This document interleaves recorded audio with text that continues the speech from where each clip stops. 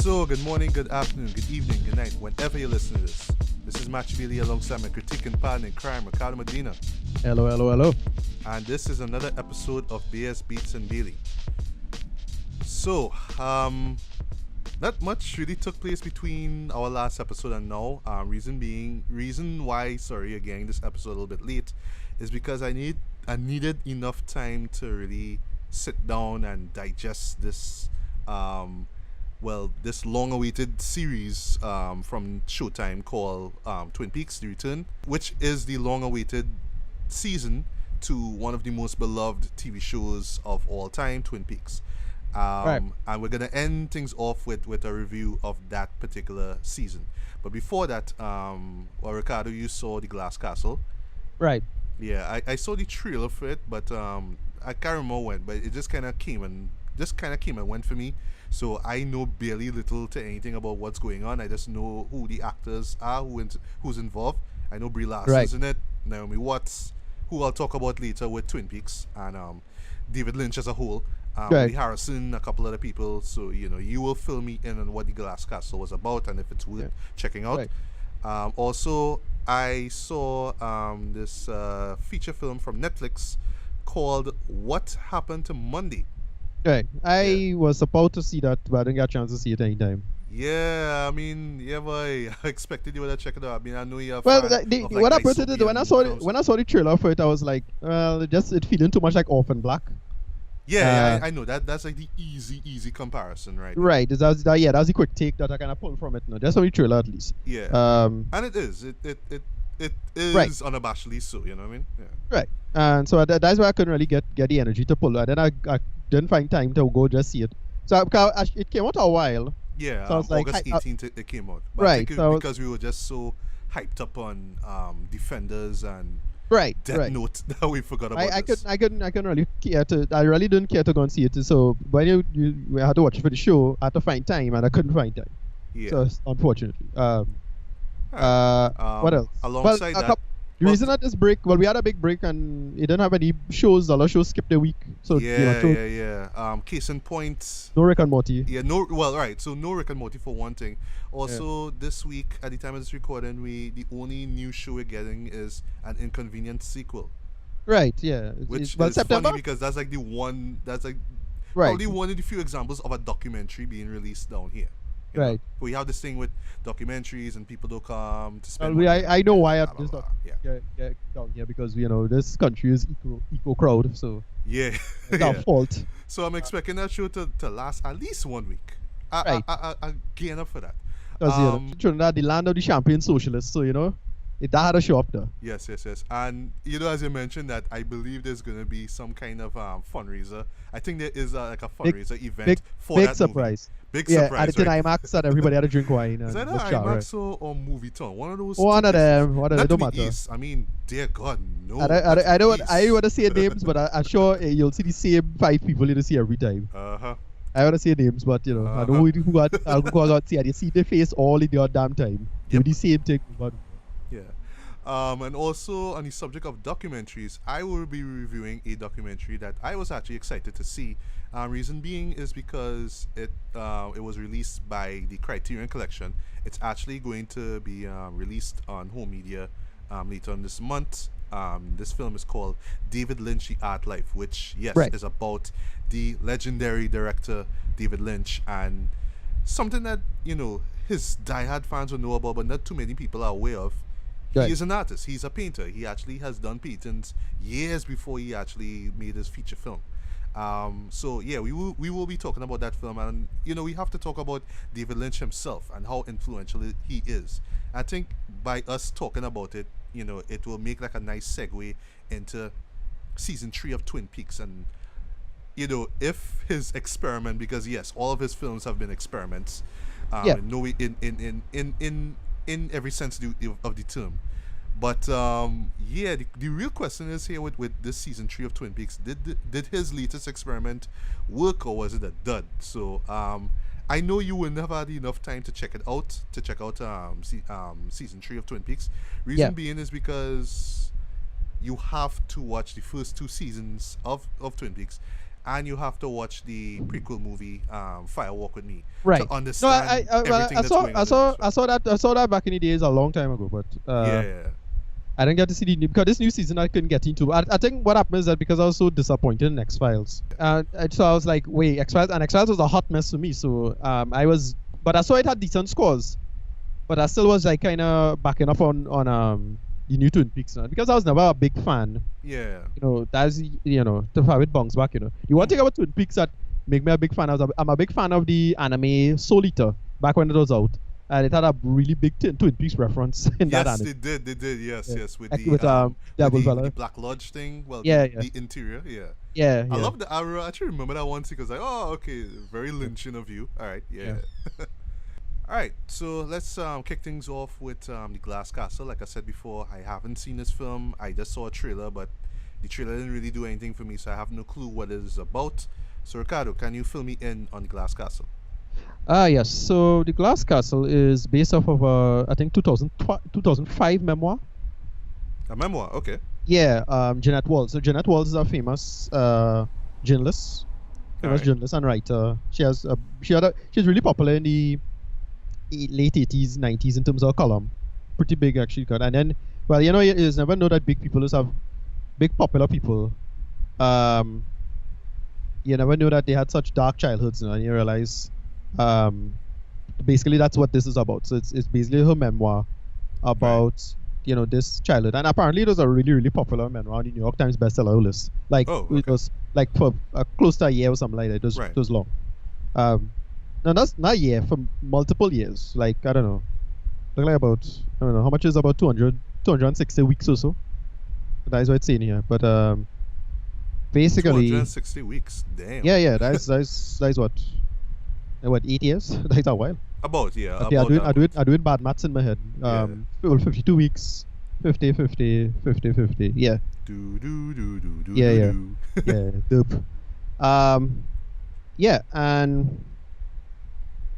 that is a while. So it's close to a little over 5 years. And basically, you learn that her life is like really, really disturbing, shitty life. Wow. And it's about her relationship with her and her dad.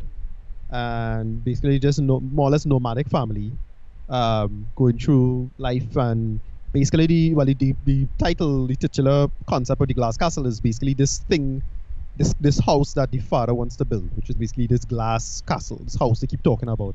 He wants to build a real glass castle. All right, but it's like a really, really great house now. He's a smart guy. The guy is a smart guy and an engineer, but he's one of these smart people that just don't want to go with the system, man. So they never really build up a life, and he's just kind of a borderline hippie. Basically, the both parents like totally inept and incapable of raising children. They total flakes. They have essentially 4 children, and Jeanette's character had to basically raise the children as well over time. And so you go through this period of Brie Larson. The story starts in the present with Brie Larson talking about her. Well, she basically essentially lying with her then fiance about with 2 other wealthier people, because he's an accountant now, so they have to butter up with wealthy people in a dinner. And he essentially lied about what the parents doing. And in a taxi while going home, the story starts where you see the 2 parents digging through the rubbish in New York City, which is totally counter paradigm to what she said earlier. So then you learn, oh shit, this is some serious shit. And then they flash back now to the 50s, I suppose, 50s or maybe late or early 60s, I think, where you see her as a child, and then they show how negligent the parents is. The story starts with her being burnt badly by a fire. You have to go to the hospital. The counselor, something along like a social worker or guidance counselor, kind of picks up on the problem. He essentially kidnaps his own daughter back from the hospital to get out, because they would get the government to basically take the children from them now, because they're totally incapable of raising kids, and they basically just hopping around the United States, living in houses and settling around, never really settling down in any place, in any one place for any long period of time. And that's basically it. All right. And it's just the dad not being capable. You learn the dad's backstory, and that's basically it. So to review time now. It's, from what I understand, I liked it, but it's very saccharine. Okay, can you explain? Right. So what it is that if I understand I had to do a little bit of research. Apparently, well, I didn't read the memoir itself, but apparently the memoir was a lot more darker, and this was a lot more sanitized. The movie is a little too sanitized and saccharine, so that's why it lost a lot of points in the eyes of many critics. So I didn't know the real story at all. I read the book. I just jumped into it. Everybody was acting pretty good. I thought Brie Larson was great. Not surprised. She was pretty good in this. This fellow, Woody Harrelson was pretty good. What's her name? What about Naomi Watts? Naomi Watts, yeah, she's pretty good in this. Everybody was good. It's just it needed to bounce around with the emotions a little better now. And it was a little too saccharine, so you didn't really get the main beats, but because you could tell it's a movie catering to a family, and at the end they showed like documentary footage of what the family grew through and how they grew up and how bad life was. And the father, basically the story is about her and her dad, and the dad was like a problem with respect to, like, the cold glass castle thing. He was a drunkard. That's one big thing. He always used to drink and waste money. Never bring him food for his children. They moved back to his old home where he grew up in, which was in Appalachian hometown in Wells, West Virginia, which is like real mountain folk now. Yeah. The story it slightly delves into one dark period where it's implied that her father's mom sexually abused him. But his name is Rex. Right. His name is Rex Walls, right? Right. And then it's implied that he's sexually abused by his mom back in the past. That's why he turned out so much of a mess. And he's like a real bright guy. That right. So because that's why he can't really settle down, and he kind of never really had any psychiatric help growing up now. Right. And so and then because he had multiple children, and then because the mother is a flake too. They never really addressed these issues growing up. So it's how people like that shouldn't have children until they settle that shit down. Yeah, that didn't happen. So they essentially had 4 children and they totally inept, don't have a home, barely could make money. The end of the film is the big blowout when the father finds out that his daughter is getting married, and he was like, he didn't know at all, and he because he's so close to the daughter, and he didn't want the daughter to sell out to the system. That hippie shit now. She ended up resenting him badly. And at the end, you find out that for that entire time, the mother had claimed to about $1 million stake of land or something insane like that, which she could have sold like a long time ago. And they didn't want to sell land. So it's all of these like these ideological reasons of why it is they can't settle down and take care of the children. And that's why they had a bad childhood. And essentially, she had to run away from home with all the other siblings over time. Yeah. And that's essentially the story. That's it. It's just a great father-daughter story. Well, I don't want to spoil the ending for what happens at the end. It's not a big shock. Not a big shock, but it's nice and touching, blah, blah, blah. But it's a little too saccharine and a little too storybook. And that's pretty much it. It's good. It's decently well made, but it's a little too it's a little too safe and doesn't take any risk. That's pretty much all to talk about. It's, all right, but rating wise, what would you give it? A low movie tongue. Very low movie tongue. Okay. Yeah. Fair enough. It's worth seeing, I suppose. It's decently well made. You could tell an amateur beginner filmmaker. You could tell it's his first or second big film. Yeah. Been doing that. That's why I get a feeling for. I don't know if it's any more than that.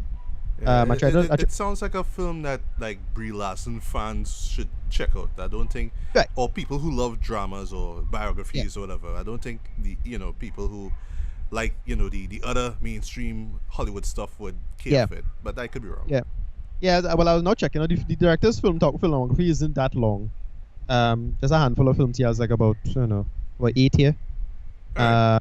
Yeah, but just a bunch of small, but it's mostly short films I've seen. But it's his second. I could say his second feature length.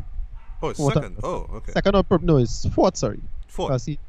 Yeah. But yeah, so it's so he just now kind of on the amateurish end, but still reasonably well made, and it's ultimately very competent and well done. But because I can really get into it as much as I could, it's a nice story. But because Rex Walls is not a particularly big figure, or important or interesting, you really can get into it anyway. But it wasn't bad. I enjoyed it. I had fun with it. Yeah, that's about it. Okay, cool. Yeah. All right, so from there we will move to a a film, a dystopian sci-fi film called What Yep. Happened to Monday. Yep. This is a feature film actually. It clocks in at about 2 hours and 2 minutes roughly, and it was released August 18th on Netflix. Right. Like we said before, I think it's because we were just so hyped up on Defenders and Right. kind of looking forward with our expectations ridiculously low.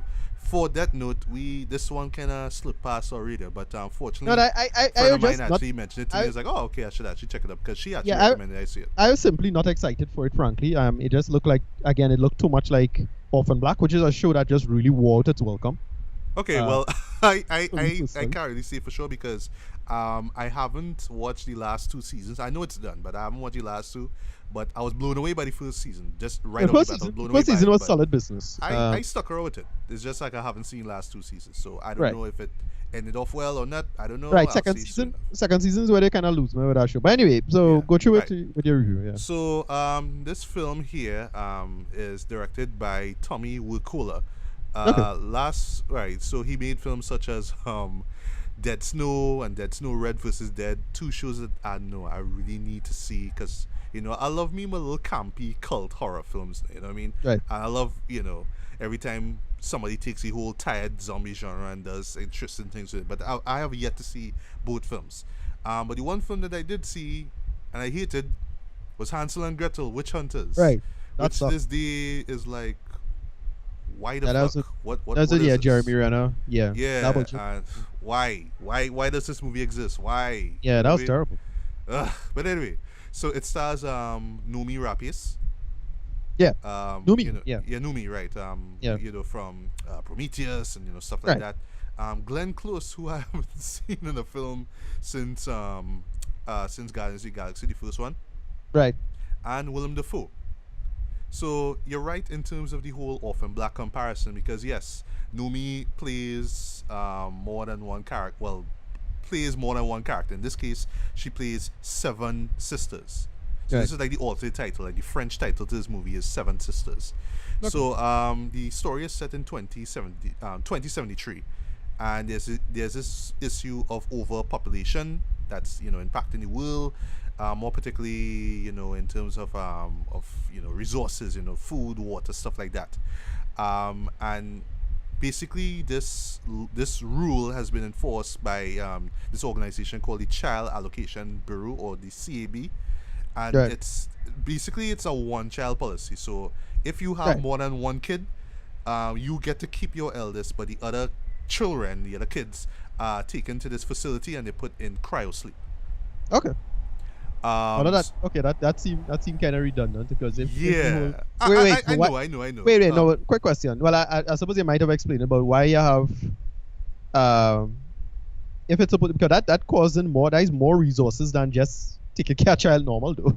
Yeah, well, okay. Yeah, whatever. So in the film, they give you like this like 2 to 3 minute exposition piece, now this montage where they explaining everything about lack of resources at first, and then they created like these super crops, and then sometimes the crops fail, and it's just these little things that all this lead up to say, okay, well, because we have to control the population around, in different countries around the world, we have to enforce this one rule here, with the one child policy thing.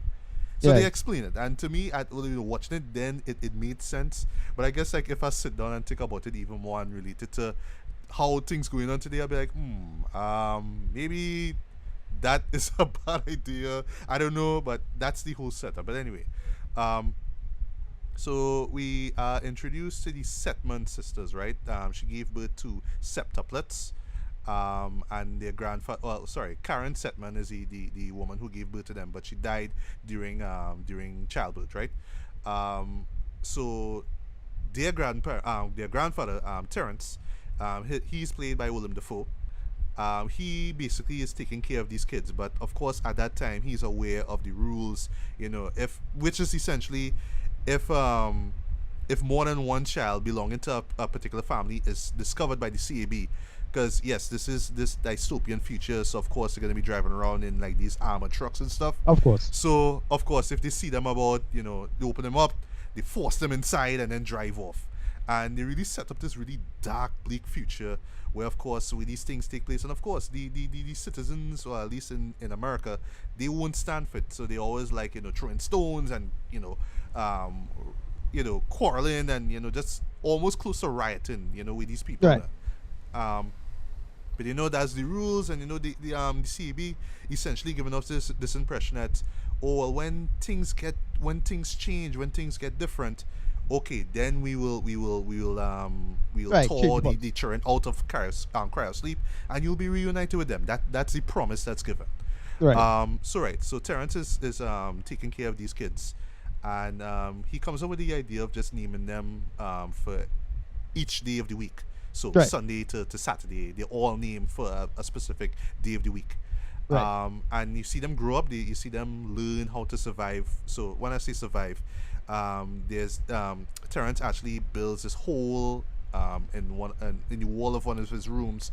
So if the CAB were to come knocking, the six of the seven could actually run inside there and hide while Right. the seventh one is there. Right. And he actually explained certain things like, if one sister, or at least this kind of established when they get older. So one of them has this job, right? One of them has this particular job. So essentially, when that sister returns home, she has to relay to the other sisters exactly what's going on. Right. So the next sister could go to work the next day, because how it works Right. is Keep that up with the information. yeah. So each sister goes on a specific day of the week outside. They're not allowed to be outside more than one day of the week. It's weird, but that's how it is, right? So if Sunday goes out on Sunday and comes back, she has to relate to everyone what's going on. So when Monday comes out, she knows what to do. There's even Yeah, this I little get that. cool Right. scene where she has to, like, let me just say she gets a cut. She has to have that cut on her and apply Right. like the right kind of makeup and all these kind of things now to sell Okay, the wait. point that it's the So same person. who keeping up with all of this, Dread, for them to keep that so consistent? Like the government is scan every part of your body, I think. Okay, well, how it's set up there is that before Nomi replaces character or characters go to work, they have to pass by this gate, if you will, or at least by this barricade, if you will, with CB agents now. So they Right. have to check their ID and make sure that they are who they are, and they have to answer a few questions just to make sure that, oh, you're not another child or something like that. You are the same person, that Right. kind of thing. So it's all these little rules that they establish within the first act of the film that, for me, I bought into it. I understand Right. how the feature works. Yeah, and I all mean, that. I know Little I'm nitpicking. inconsistencies. I yes, know but- I'm nitpicking, but usually I just generally ignore that stuff unless they set up that standard and then don't keep up with it. Christopher Nolan. yeah. So so, it's kind of yeah. weird that each sister has to come out one day of the week, and they can't, Right. both of them can't be out at the same time. It's weird, but those are the rules that their grandfather had established, of course, to keep them safe. So Monday is going out to work on Monday, and essentially she does not return home. And Right. this makes the other sisters worried. So each one of them not Tuesday. Another one of the sisters. I like how they do that. It's not like, okay, well, it's Tuesday, so Tuesday has to go out to investigate what happened to Right. Monday. It's not Okay. that dumb like that. You're right. No, I know waited is an Abbott and Costello bit right No, now. no. It's not. Tuesday it's not that on simple. Wednesday. Yeah, that's not how it is, right? Right. So what I like here It's on is twist. that Nomi Rapace's character, well, her full name is called Clara Reed. That's the name that they all share. So Right, each right, one of yeah. the sisters have like a different personality, similar to Tatiana Masley's character in Yeah. Characters in Orphan Black. They have their own quirks. You Yeah. have the smart one, you have the kind of one that's always has makeup on. You have the tough badass one. Right. You have different ones, right? So yeah, Monday doesn't return, and then later on, one of them learns that she was captured by the CAB. So now they're trying to investigate what's going on. But at the same time, the CAB is aware that you have 6 other sisters living in this apartment, and now we're gonna kind of break inside the house and wipe all you out, like real brutally. And yes, this show does have some brutal action in it. So That's pretty much. Well, I don't want to spoil what happens next, but essentially, it's just these sisters trying to survive, trying to stay one step ahead of the CAB, whilst trying to find out where Monday is. Hence the title, "What Happened to Monday." Right. So, right off the bat, the rules of the world. I actually bought into them. There was no point in time. Well, I don't remember actually me stopping and saying, but that don't make sense, I didn't see myself taking myself out of the film and asking Right. questions like that. I bought into it. I understood the rules. I understood why the Right. sisters had to I know, work the as I way they said, work. yeah, as I You said, know. when it's time to nitpick stuff, the only time you start to nitpick stuff is if they nitpick stuff. Yeah, Like exactly. if they put it on that standard and say, okay, we there, all right, this is how serious I should take this. Cool.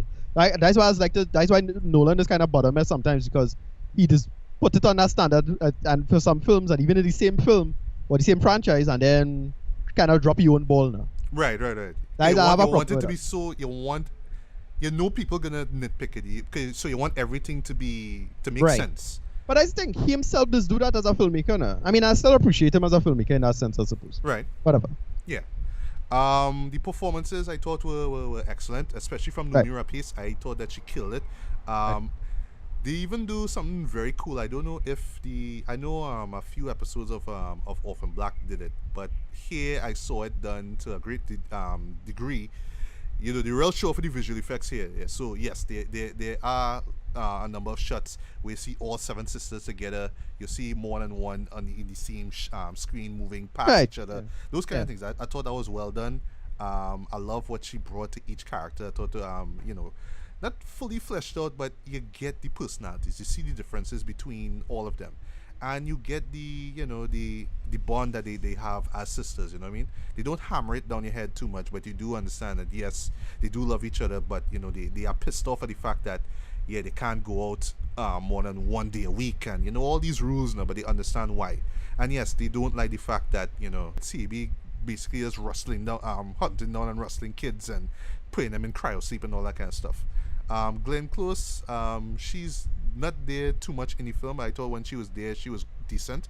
I don't know why, but she looked really, really old here. I don't know if it's just makeup that they applied to her, but she looks really, really damn old here. I thought that was done well done there. And there's this little subplot with her and the whole purpose behind this whole cryo sleep thing. I know what's really going on behind the scenes and all that kind of stuff, but I wouldn't spoil anything. Willem Dafoe I thought was great as a grandfather. I like that he brought some emotional value to the film as well, because he doesn't like what's going on as well, but he takes care of the kids, but he always reminds them that it's all about survival, and you have to be very careful out there. But one thing that I did not expect though was how intense this film is. Jesus Christ, this movie, when it comes to suspense, in terms of building that suspense, it is intense. When it comes to the action, it's brutal, it's violent. People die. That's all I will say. Right. So it's always like who could die next, that kind of thing. And that's like a running gimmick throughout this movie. The pacing of it I thought was done very well. Even though the film is very long, well, long by Netflix standards, but I thought that they told its story very well here. What else? The music was decent for the most part, but I felt oftentimes it sounded like your average, like Hans Zimmer or James Newton Howard kind of musical score. Yeah. Like, or they could say like stuff that you heard from like a Christopher Nolan movie, like your bwang and those kind of things. There, it has that kind of Hollywood blockbuster music vibe going on. What else? The production design, the aesthetic of it, I thought was it felt real to me. As usual, they use a lot of grays, they use a lot of dull colors and stuff to emphasize that yes, this is a dark dystopian future, because of course we're not. And it reminds me of this quote that this critic guy that I knew said. Why is it in these particular type of movies no one smiles? Right. Everybody's all serious. It's always sad, and you get that. Yeah, it's the always YA like that. novels, really, all of the YA adaptations have really like exemplified that too. Especially, Yeah. especially Hunger Games, especially. But Right. I thought he was gonna say like what was this bullshit? The Sixth Wave, I think is one of them. oh yeah, that was bullshit too. The Oh, other one, I skipped the movie. Divergence was obnoxious, so I find with it. taking itself way too seriously. Yeah. And speaking of which, there are times it does take itself seriously though. It and I kind of understand why, because of the genre of this film here.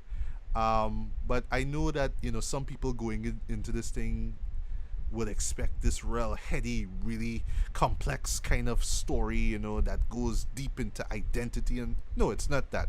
It's just, okay, this is a future, this is a scenario, this is how we have to survive. Something goes wrong, this is how we had to deal with it. And because of that, it's not so much an action film, but you do get moments of action here. So I would say don't go in expecting this full-on action movie, and don't go in expecting some kind of complex dystopian future story. It's not like that. It kind of plays both cards at the same time.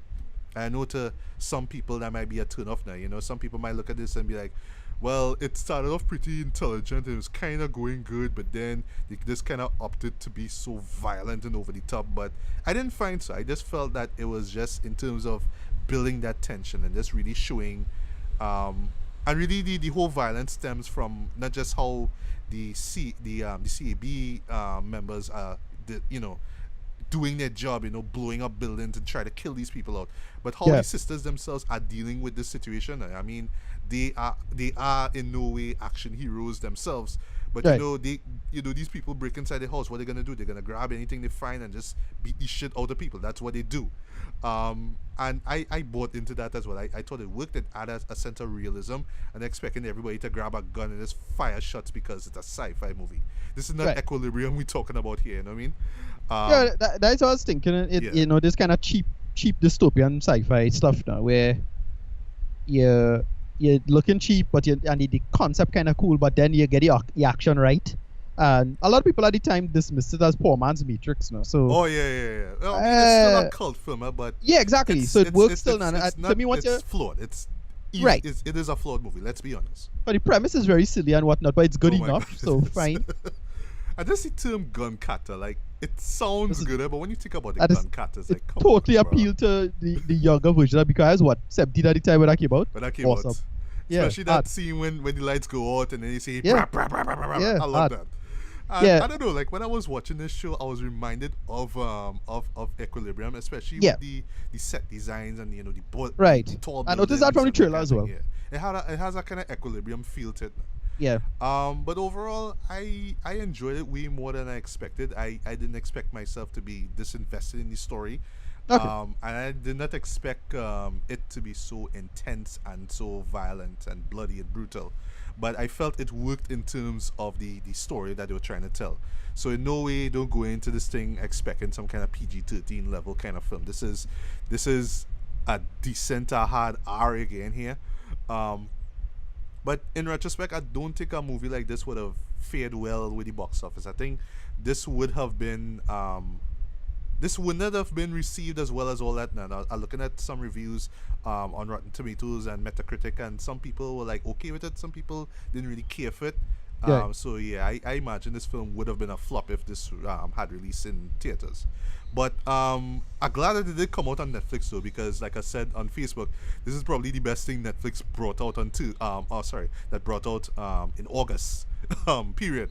Because Defenders was alright but not great, and Death Note was just a piece of shit. So yeah, this is easily the best thing they put out all of August in my opinion. But rating wise, I would give this a strong 3.5 out of 5 to a light 4. Definitely check it out, especially if you're a fan of like these dystopian sci-fi action films. Like I say, it's very intense, it's very visceral. So just go in knowing that it's gonna keep you on the edge of your seat. If you don't care for the premise at all, like if you look at the trailers like, oh, I don't really care for it, then you probably wouldn't enjoy it as all that. But thanks to the strong performances from Noomi Rapace, I thought that she stole it, and I thought that the supporting cast was great as well. And of course the action and the set design and just the thought at least that they put into the story. Even though, like I say, you could sit back and set a think up inconsistency after inconsistency, still they put a lot of effort into this story. That's the one thing, but that's always the thing with me with sci-fi, that I know the probability of a person putting out a sci-fi and then having it be really well thought out and so on. So is very, very low. But I can always is. appreciate relatively smaller sci-fis, and them doing, like, I don't know, I like my The Expanse, for example. Right. Yeah. I can live with that. I don't really have a problem with that. So I don't really have a big issue with all of this, and I like numerous, so I'll probably give this a chance. Yeah. Actually, yes. I really I'm liking her as a as a leading actress as well. Right. She's gearing up to be like the next, like, Hollywood badass action heroine though. Well, I've I mean, seen like that with Girl with the Dragon Tattoo, Right. and Right. to extent Prometheus, but here's like, oh yeah, boy, she bringing it, boy, she bringing it. Right. But she still serves as a great actress. Like I said, I thought that her performance, well, the performances here were excellent. If above anything else, there's a reason. If you need a reason to watch this movie, I would say her performance. That really holds the film together, in my opinion. Right. But yeah, by all means, check it out. It's on Netflix right now, so give it a look. You may like it. All right. So moving along from what happened to Monday to David Lynch, The Art Life. Yes. So I'll just talk briefly about the what the documentary is about, and then both of us will have to talk about David Lynch and his relevance and influence in terms of modern cinema, and then we'll jump into Twin Peaks and Twin Peaks season 3. Yeah. So David Lynch, The Art Life. This is a 2016 documentary. And this essentially is following David Lynch's life, when he was his upbringing essentially in Montana and Idaho. At the beginning, we see some pictures and some 8mm home video footage of his family, his mom and dad, who he says were very close to him and all that kind of stuff. And essentially, this documentary kind of is not about his filmography. It's not about the movies that he made leading up to his final film, which I'll talk about later, but it's about his passion for painting, actually, because yes, he is a painter, he is an artist, he has been for a long while, actually, even before he brought out his debut feature film Eraserhead. He has been painting for many years. And I was familiar with it. I actually saw a few of his paintings actually show up in some behind the scenes stuff and some of his movie releases and stuff. But I haven't seen like a majority of his paintings until I saw this movie here. So and yes, it is narrated by David Lynch himself. It's done all inside of his home. So you get to see his studio. You even get to see his young daughter, actually. Her name is Lula, actually. Like, he's like freaking 71 years old and he has another daughter. Because I always thought that he always had always thought that Jennifer Lynch's daughter was the only thing that he had in terms of children. Like, he didn't have any intention of having kids anymore now. But like, okay, he man still have kids. Alright, cool, whatever. But yeah, so he is pretty much narrating this film, so we get to see his life, while he was growing up. Also, he talks about how his upbringing influenced his art, the paintings that he made. One moment in particular where he moved, where he just wanted to move from the family, start his life as an artist. He wanted to get into the art scene, so he moves to Philadelphia, and with his girlfriend at the time, Peggy. And here, if you're familiar with the history behind Eraserhead, this was the period that pretty much influenced that movie. Because he did not like Philadelphia at all. He thought that Philadelphia was just a living hell. He hated the conditions there, and he just saw a number of just really macabre things, like in real life, just really terrible things. Mad people, madmen, drugs, all that kind of thing. Yeah, Philadelphia was run down during that time. Yeah, it was really messed up. But to him, as he says in the documentary, it really influenced his art in a positive way. He was able to channel that fear that he was having at the time. So it really influenced his art. And then at the same time, he started to do these experimental films as well. These little short films as well. One was called The Alphabet. The other one, I forgot there was a few more that he actually made as well. And those films actually piqued the interest of some people who were working at this I think is at this LA, this Hollywood studio at the time. They were offering grants for for up and coming directors to make their films and whatnot. So he didn't even make anything at the time except for those short films and his paintings and stuff. And yet somehow he managed to to go to Los Angeles and get the opportunity to work on Eraserhead. So yeah, so just the opportunity for him to get that freedom to work on Eraserhead, was a blessing to him. It took him 4 years to make, actually, just really because of budgetary issues, but still, the care and effort that he put into this craft in this film, and it really shows when you do actually see the final product. So the film, Right. so the documentary here actually stops where he completes Eraserhead, but really the whole film is about his artwork, the stuff that he's done over the years and how his early life influenced those paintings. I would say documentary wise, it is exactly what it is.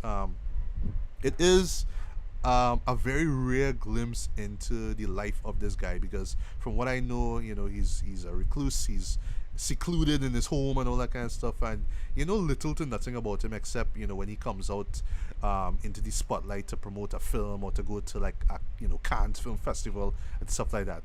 Apart from that, you don't really see his life. You don't see him at home, coming up with these ideas for paintings and doing all that stuff, and just seeing that was pretty interesting to me.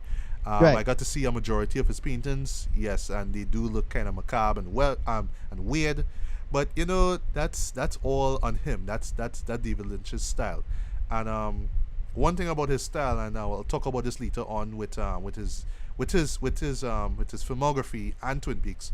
They're all based on memory and dreams. Those are the two things that always kind of show up in his work.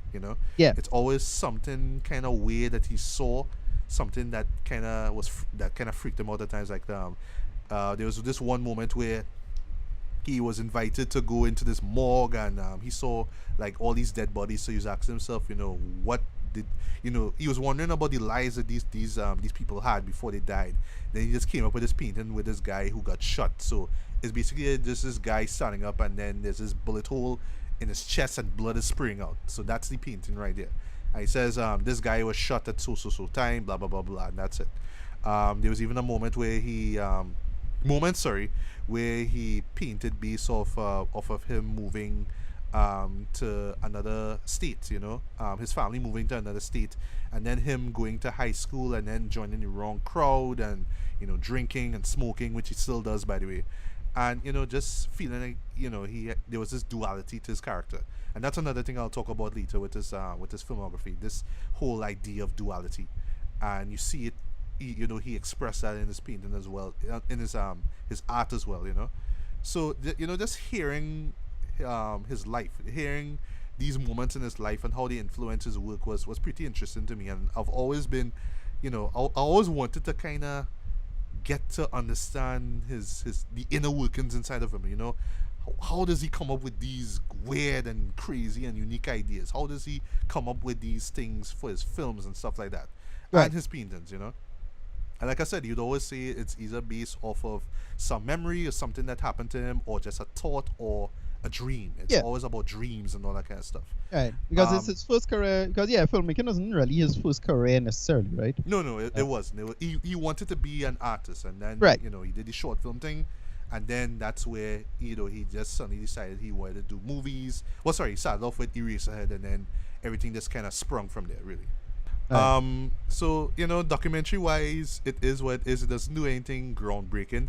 It does feel very much like he is behind the camera, kind of piecing everything together. You know what I mean? It does feel like he directed it, even though he's not the director as such.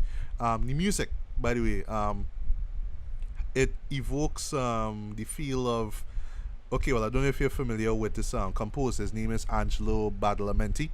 So he's the guy who does the score, who did the scores for a majority of David Lynch's films, even Twin Peaks as well.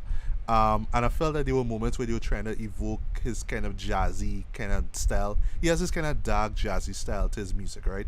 And I thought that was like a nice touch. Like I said, just seeing those paintings for the first time was really cool, and hearing the thought process, or at least hearing about his life through Lynch's own voice, was pretty amazing as well. But yeah, apart from that, it is what it is. It's not anything, groundbreaking, or like this is the most unique documentary ever made. But it is about a unique figure, and this really is the selling point of this movie. It's about a unique individual called David Lynch. And yeah, he is unique, but believe it or not, yeah, this man did influence film in a majority of ways now, which we'll get to later. But like I said before, this movie is supposed to be coming out later this month through the Criterion Collection. And if you are a fan of David Lynch, I highly recommend that you do buy it or check it out. I wouldn't call myself the biggest David Lynch fan, so I won't be buying this. But seeing this movie for myself, I thought was, I was really glad to see it. I didn't walk out of it saying, yeah, that was a waste of time, or I didn't care to see it, But it was still a decent film. Not the best documentary I've seen this year, but still worth checking out, especially if you are a David Lynch fan. And even if you're not, if you're just curious to find out about this guy, this director, why he's so weird or why he's so artistic, then give this one a look, if you are a fan of art, check this one out. It may inspire you to do your own art, or at least to express yourself and not be afraid of what other people may think. And that was always something that was so strong about him. He always had this strong will to express himself his own way and not be tied down by what anybody says or thinks or does. And I really do respect him for that. So yeah, I would actually give David Lynch Art Life a light 4 to 5 stars. I think this is one you should check out, especially if you want to learn more about David Lynch, and just if you want to learn more about the idea of creativity and how to apply it, how to express it, if you will, to create art, to create something that will hopefully last a lifetime. Alright, so now this may be, or at least I kind of setting myself up here, but this may be probably the hardest thing I've had to review in this series so far. Now I have to talk about season 3 of Twin Peaks, or as they call it, Twin Peaks: The Return. But before I get into Twin Peaks: The Return, for me to really delve deep into the show, we have to talk about David Lynch. I mean, there's no way we could just start this thing off just like that without touching on, the films of David Lynch, or at least his person himself, I'll start off by saying that, yes, in my opinion, he is one of the most influential directors of our generation. He brought surrealism to the mainstream, which, when you think about it, is so amazing, right? With his films from Eraserhead to his final feature film, I'll talk about that in a bit, his final feature film, Inland Empire, he managed to bring this whole new, thought process into the art of filmmaking. He based his narratives on dreams, and he just presented those dreams to his viewers, to his audience.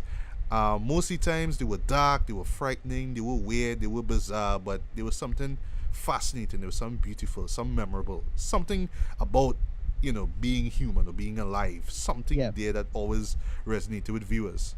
Now, straight off the bat, he's not everyone's favorite director, and I would say, like, for his for some of his early films, they weren't well received, especially from critics and viewers. They were scratching their heads too much. They didn't understand it. They felt that they were too pretentious, too self-absorbed, and all that kind of stuff. Yeah, I know we could argue about that with I would argue with that with a few of his films, not all of them, but Ricardo, what are your thoughts on him as a director? We will jump into his movies, of course, but what are your thoughts on him as a director? No, generally, I never thought he was ever particularly talented, but it have one of those. no, as a filmmaker, I was never, I was thought he was a little overrated in that sense, but because overrated, I understand that. Overrated. Yeah, well, no, in terms of just talent as a filmmaker, it have a distinction between just raw skill in terms of conveying a story. So he's put him in the camp of people like, say, Jodorowsky, where he weird, it's surrealistic stuff, but not necessarily a good sense of form in combination with serialism, which, if we could argue, that makes sense or not. where he's similar to he's in the postmodern period of filmmaker where it's all about surrealism and mixing stuff up and don't obey rules and not even to the point of workable functional structure, even within the film itself. Which will tick off a lot of Right. people. Especially if you've never seen a David Lynch movie, that kind of technique, Right, will and get to you. if I was probably a film fan in that time, I would have probably be into it. No, not so much. I kind of get fed up with that shit. What I like about it, it's kind of this kind of workable appeal to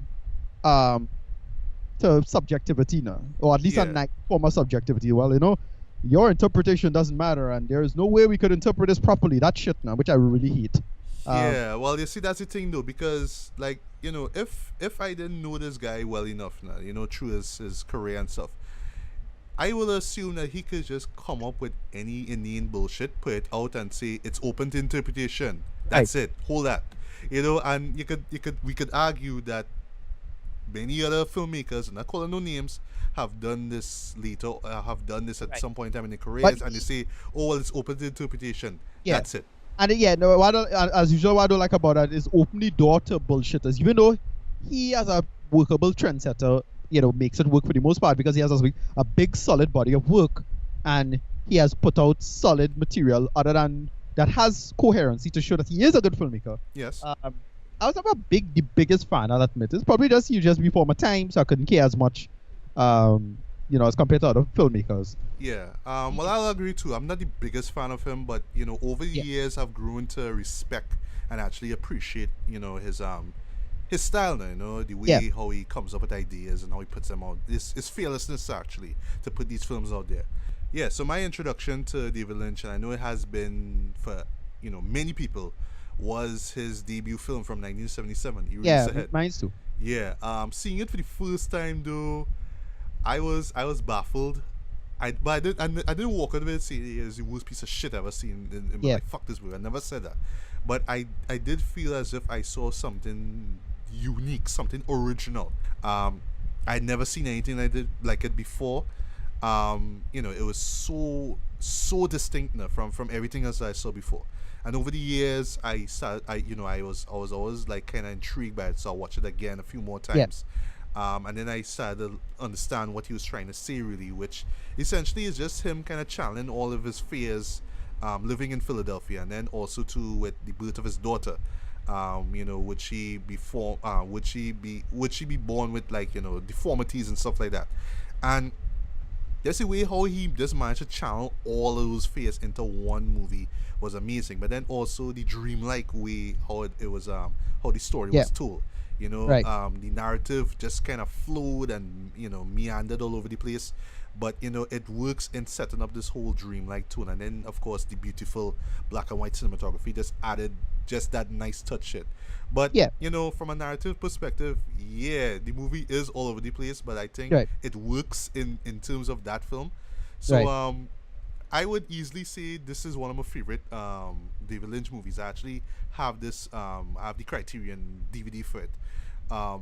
But this is one that I could easily recommend to like the biggest film buff out there. Like, you can't call yourself a film buff and not have seen Eraserhead. There's just no way, right? But I know if I were to show it to like the average person, they'll be like, nah, this is bullshit, this is pretentious. Like I said 2 weeks ago with the Emma Prevost tribute, he saw it and he hated it. He thought it was bullshit, you know what I mean? Right. But what are your thoughts on Eraserhead? Yeah, Eraserhead is again, it's one of those you have to be into it. And again, I get it. Like, at the time, you get why this would be a big deal. And it's one of those things that you have to look back and say, all right, this is what people thought at the time. Art is something that has to be. And it was in the midnight movie circuit, and it's this cult film, so you have to look at it as a cult film. And that's the thing. You like, again, we have the luxury of the internet. Yes, we could just look it up and find it relatively easily. But I find at the time it would have been a big deal for people. At the time they were like, I think it was like a cinema or two in New York that used to run this movie, like midnight, hence the phrase midnight movie. So people just used to go in, get stoned, and just watch this movie, and this is about it. Another thing is, another film like that. And then his following film, this was what Elephant Man was after, right? The Elephant Man, which Right, I saw once, and that was Yeah. years ago. So Yeah. I just remember, Which- I am a man, and that's it. That's all I Yeah. remember. It was pretty fucked up, but really well done. Well, Yeah. PG fucked up though. It's a PG movie. Well, so it's, no, but to me, just the premise of it, just the sheer premise of, where it had a person like that, Judd. Like, because Yeah, at yeah. the time, I don't know the Elephant Man was a real person. I don't know, like, it had people like that now, but it had a real guy like that. Yeah. So the movie, how the movie does that is like, oh, this is kind of mind blowing and thing. Yeah, and of course John Hurt's memorable performance as the Elephant Man. Late great, right? Yeah. Yeah, great performance on that. And then, the following movie is the one that really the most relevant to me personally, which is the adaptation of Dune. Yeah. Now that was the one show that I skipped out on, reason being because, yes, historically it is a critical and commercial failure. A lot of people hated it. Roger Ebert, the late great Roger Ebert, called it the worst film of 1984. And I don't know, I just like, for me, knowing what David Lynch is about, so I look at it as, oh, he got the opportunity to make a commercial film and it didn't work. Right. So why watch it? Right. It was one of those that, I kind of look at. No, it's a movie that I find myself defending a lot. Right. But it's only because I really like the book. Yeah. And I went in more and more retrospect, that version, especially the theatrical cut, is one of those. It's kind of like Batman v Superman. Oh, like that bad. It's one of that, right? Where it's a bunch of great ideas in the book. They didn't focus on anything, and when you think about it, it's kind of a mess. Yeah, and I heard But like from a directing perspective, it was poor. The directing was poor. The set design was terrible. But I think it's a movie I defend still. Again, it was like, well, no, but a lot of this works still though in terms of like what the look was and what he was going for. Again, you have to go see. Here's the thing: it's one of Podorowski's Dune to get the full context. not that. Well, yeah, that you should see that. But no, just there is a fan edit of it about 3.5 hours long. So it's not the 4-hour cut. Right. It's not the 3-hour cut. There's a 3.5 hour cut out there. That's not bad at all. And it's totally defensible as a film. Again, longer cuts have more content and make it work. It can't live up to the book because the book had all these workable allegories that this film didn't portray at all or make it work. Right. But it had a lot of good stuff in the movies, and we are still defend. Okay. But I do recommend looking up before. There's a kind of a prologue sequence that kind of explains the universe before getting into the movie. That you should watch, because that to me sets up that scenario so well. All right. And then they did the remake on sci-fi and everything like that. So I was like, well, this wasn't so bad. The Lynch movie I don't hate as much as other people do, but yeah, it's a hot mess. I'm not gonna tell people it's not a hot mess, Yeah. but it's a movie that it's a movie that is a hot mess that just happened to fall within all my niches. That what I like for film, and a lot of it works for me. But well, for one thing though, we did get to see one of David Lynch's collaborators, Kyle MacLachlan. I believe I'm pronouncing that name wrong, but whatever. Yeah. Who would show up in his following film, Blue Velvet and Twin Peaks. Also, David Lynch himself just hated the project so much, and because he really were the studio kind of screwed him over with Final Cut and all that kind of stuff. Yeah. So in some cuts, apparently, his name was replaced with, Alan Smithy. That pseudonym here, when you don't want to be associated with a film, so it's like, oh, it was an Alan Smithy film. Right. And apparently he had writing credits in it as well too, but he called himself Judas Boot. That was his alternate name for that. Right. But one of these days I really need to check out Dune. Like, I know I probably will hate it, but I just want to see what went wrong. Pretty sure you're probably gonna hate it. A lot of it doesn't work in the way a film should work, but because again at the time, I saw it with my family and I was a big fan of the book and all of that shit. It was. Yeah. I was like, yeah, but this did a lot right though. Again, but in retrospect, I get the feeling I'm one of those is kind of like Batman v Superman fans defending it. Well, die the comic and and they get us right. And at the time, for standards of films, it kind of worked. Right. At the time. But like doing that now is like, you had no excuse doing that shit now. Right. So I don't know who's like, it's a movie I defend. I don't know. Well, to each his own, but I kind of imagine that maybe he came in with his kind of surrealistic, right, but that's what you needed. And it but clashed with what the studio wanted. So he tried to do both. Like, but that's where that's the problem. Is that it needed that because, again, to reference Hodorowski's Dune, Alejandro Jodorowsky, I have no idea if he would have done a good job with it. He'd have probably fuck it up too. But it needed that surrealistic bent to things. Because it's only one or two directors can do that. I don't think a normal director could have just up and do that film. Especially at the time. Because at the time it was all about drug mine expansion and all that. No? Yeah, so you had to get that visuals on film. Yeah. And to me, especially I find with a lot the whole cult film culture, with the midnight movie culture anyway. Exactly. Yeah. So it was one of those experiments that just you had to square cultures and it just didn't mix at all. Right. Yeah. So both sides hated it. Yeah, I can imagine that. But it's a movie I defend. I don't know. All right. But his next film, though, actually, Blue Velvet in 1986, would become one of his most popular, one of his most beloved films of all time. Many people actually call it one of the best movies of all time. I disagree. I think in terms of neo-noir, it's a classic, yes, bar none. But when people come and say it's one of the greatest movies ever made and want to put it as number two and number one is Kane, I'm like, all right, whoa, easy there. Take it easy, whoa. Now, I saw the film a few times. I actually own it on DVD. I like it. I don't love it. Reason being why I don't love it as much is one thing that really brought this film mainstream attention was its violent and sexual content.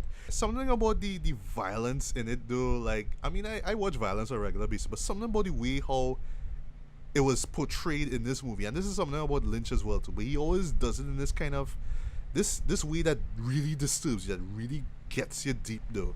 And it was something about the violence in that film, though, especially with the character of Frank Booth, which is probably one of the most detestable characters I've ever seen in a movie, played beautifully by Dennis Hopper, rest in peace.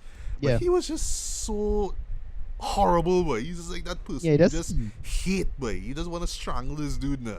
And something about him every time he was on screen, especially the way how he treated the femme fatale character in the film, just rubbed me off the wrong way now. So, like, the first time I saw it, I was kind of appalled by it, but, because the story was told narratively well, like I understood what went on, and there were a few moments of experimental stuff, like transitions here and there. Still, the story made sense. I got what they were going at.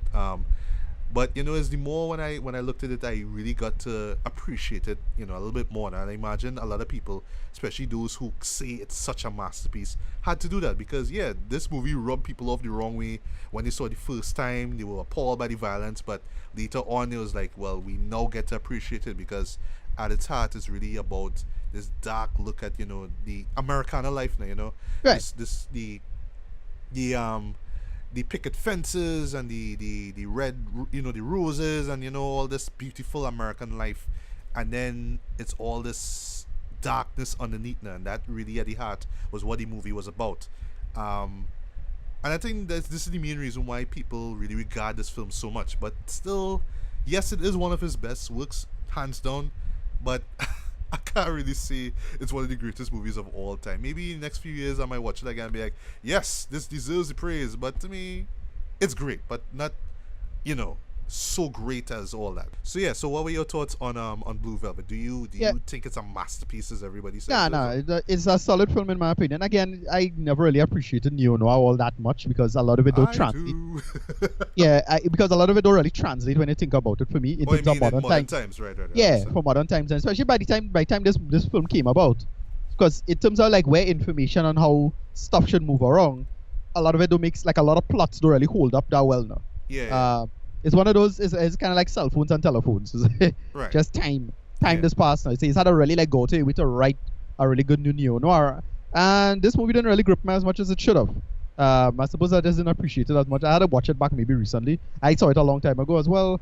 I didn't really get into it as much as but I really don't understand why people consider it one of the best films ever. Don't get at all. Like, I get why people like it. But I don't get why you would consider it one of the best ever. That is a stretch. Yeah, but from a directing wise, he puts his A game here. I mean, it's shot beautifully. The music by Angelo Badalamenti is gorgeous. It's beautiful. It's dark as well. The acting is superb. Especially from Dennis Hopper, who just still creeps me out to this day. But still, like I say, it's just the sort of dark content in it that just kind of threw me off the wrong way. So still, like, I don't know, it kind of reminds me of like Pulp Fiction, for example. Like when it first came out, and the reception it received then, and now people call it a masterpiece. But Yeah. still, when you look at it, it's like, all that violence doing it, and still is a masterpiece. You know what I mean? I guess if you look at it like American cinema, yes, it is. But when I talk about masterpiece like greatest of all time, I talk about world cinema.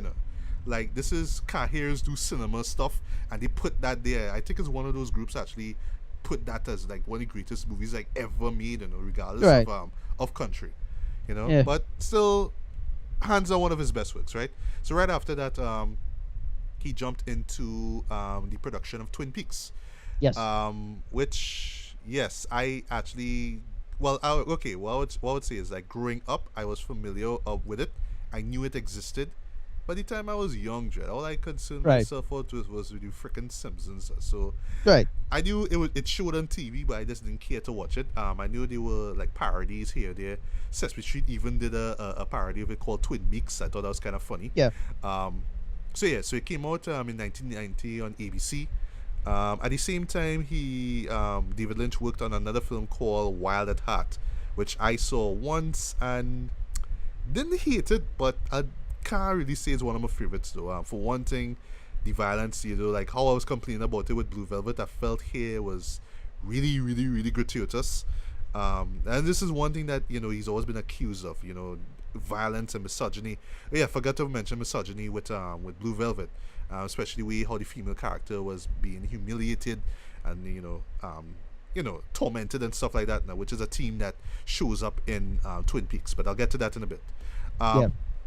But Wild at Heart, I saw it. It had Nicolas Cage in it. He was, this is like when you started to become the madman, Nicolas Cage that we all know and love. Yeah. And it was just kind of like this kind of weird road movie kind of thing. This couple, this lovers on the run kind of thing. And he had all these weird characters that would show up here and there. And that's another thing with his movies. Always these weird characters, like people that you feel as if you stop off in this particular town that you've never been in, and you see like this weird old man or this guy or whatever, and they talk this kind of weird shit. That's how it is with his films. But I saw it here with Wild at Heart now. Right. But Wild at Heart kind of came and went. I need to really watch it again. 'Cause I saw it before, but I barely remember anything from it except for the violence that was in it. But apart from all that, though, yes. So we had the Twin Peaks show, and I actually got the opportunity to recap it. Well, sorry, not recap it.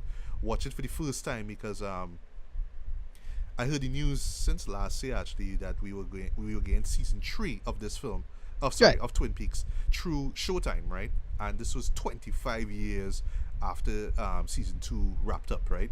So, stupid me at the time, I told myself, all right, I will catch up with it early on in the year, catch up with Twin Peaks earlier on this year, and then when Twin Peaks started back as I think it's in May, I would just watch this thing on a weekly basis and I would be on board.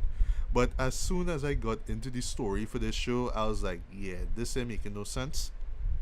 Season 3 is something that I have to binge. I can't watch this on a weekly basis, and this is the one thing I recommend to people watching this thing, by the way. You can't, unless you know everything there is to know about Twin Peaks lore, you will be lost. So you have to watch this, you have to binge this whole thing to really get the full story. And one thing about season 3, I'll get to season 1 and 2 in a bit, is that it was literally shot like it was a feature film. Right. All 18 parts, well, they all called part 1, part 2, part 3, up to part 18. All of them were just shot like, they were shot, what should I say, like all the episodes were shot one after the other, let's just say. So it's not like they took time off and then they did more. They just did everything out like if you were making like this big epic feature film, and that was pretty cool. But getting back to Twin Peaks though, so I was introduced to the town of Twin Peaks, Washington. So it's like this familiar American town. There's the restaurant that you go in to get your coffee and your apple pie. They always play on the whole you get the best damn apple pie in America, that kind of stuff there. But it starts off with the murder of this young woman named Laura Palmer. Yep. And the thing about it is though is that it starts off with the murder itself. And this cop this FBI agent named Dale Cooper, played by Kyle MacLachlan. Lachlan Yeah. again. McLaughlin, So yeah. MacLachlan, right? So he shows up in the town, and at first you're telling yourself, okay, so is this murder mystery? They want to know who killed him or who killed Laura.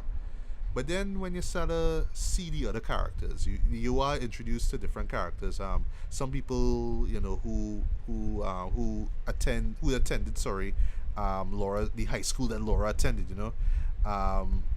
Some people who just live and work in Twin Peaks now.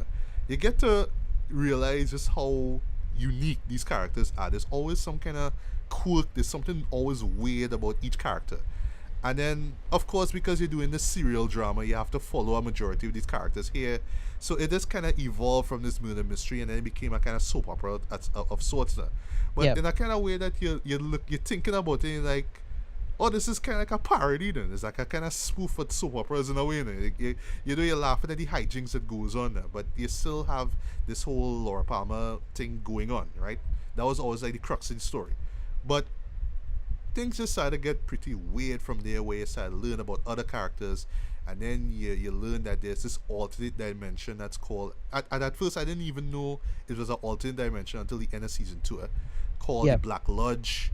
And it's just this, to me, this is how I interpret it. I interpret it as like purgatory. So you're just there, you wait for your outcome. Or limbo. Yeah, limbo. Yeah, that's the best way to describe it. It's limbo. Introduced to these weird characters like this midget guy, the famous midget guy.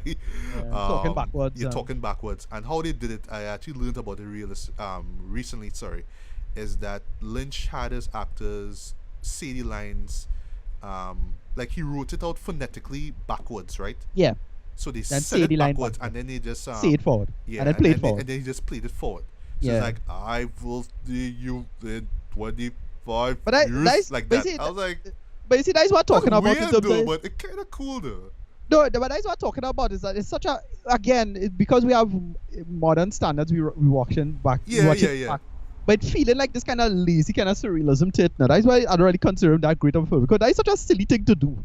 I know, right? Like when you think about it, why have the midget, for example, play like he dancing to one thing every time Angelo's score comes up? He's always dancing and twitching, and then when he talks, it's always in this backward forward thing. It's like, it does come across as weird for weird sake now. That's the thing. That's it. It's always avant-garde with this guy. It's always weird for the sake of being weird. Now I get that you want to be creative, you want to be unique, you have ideas, and that's one thing about Lynch.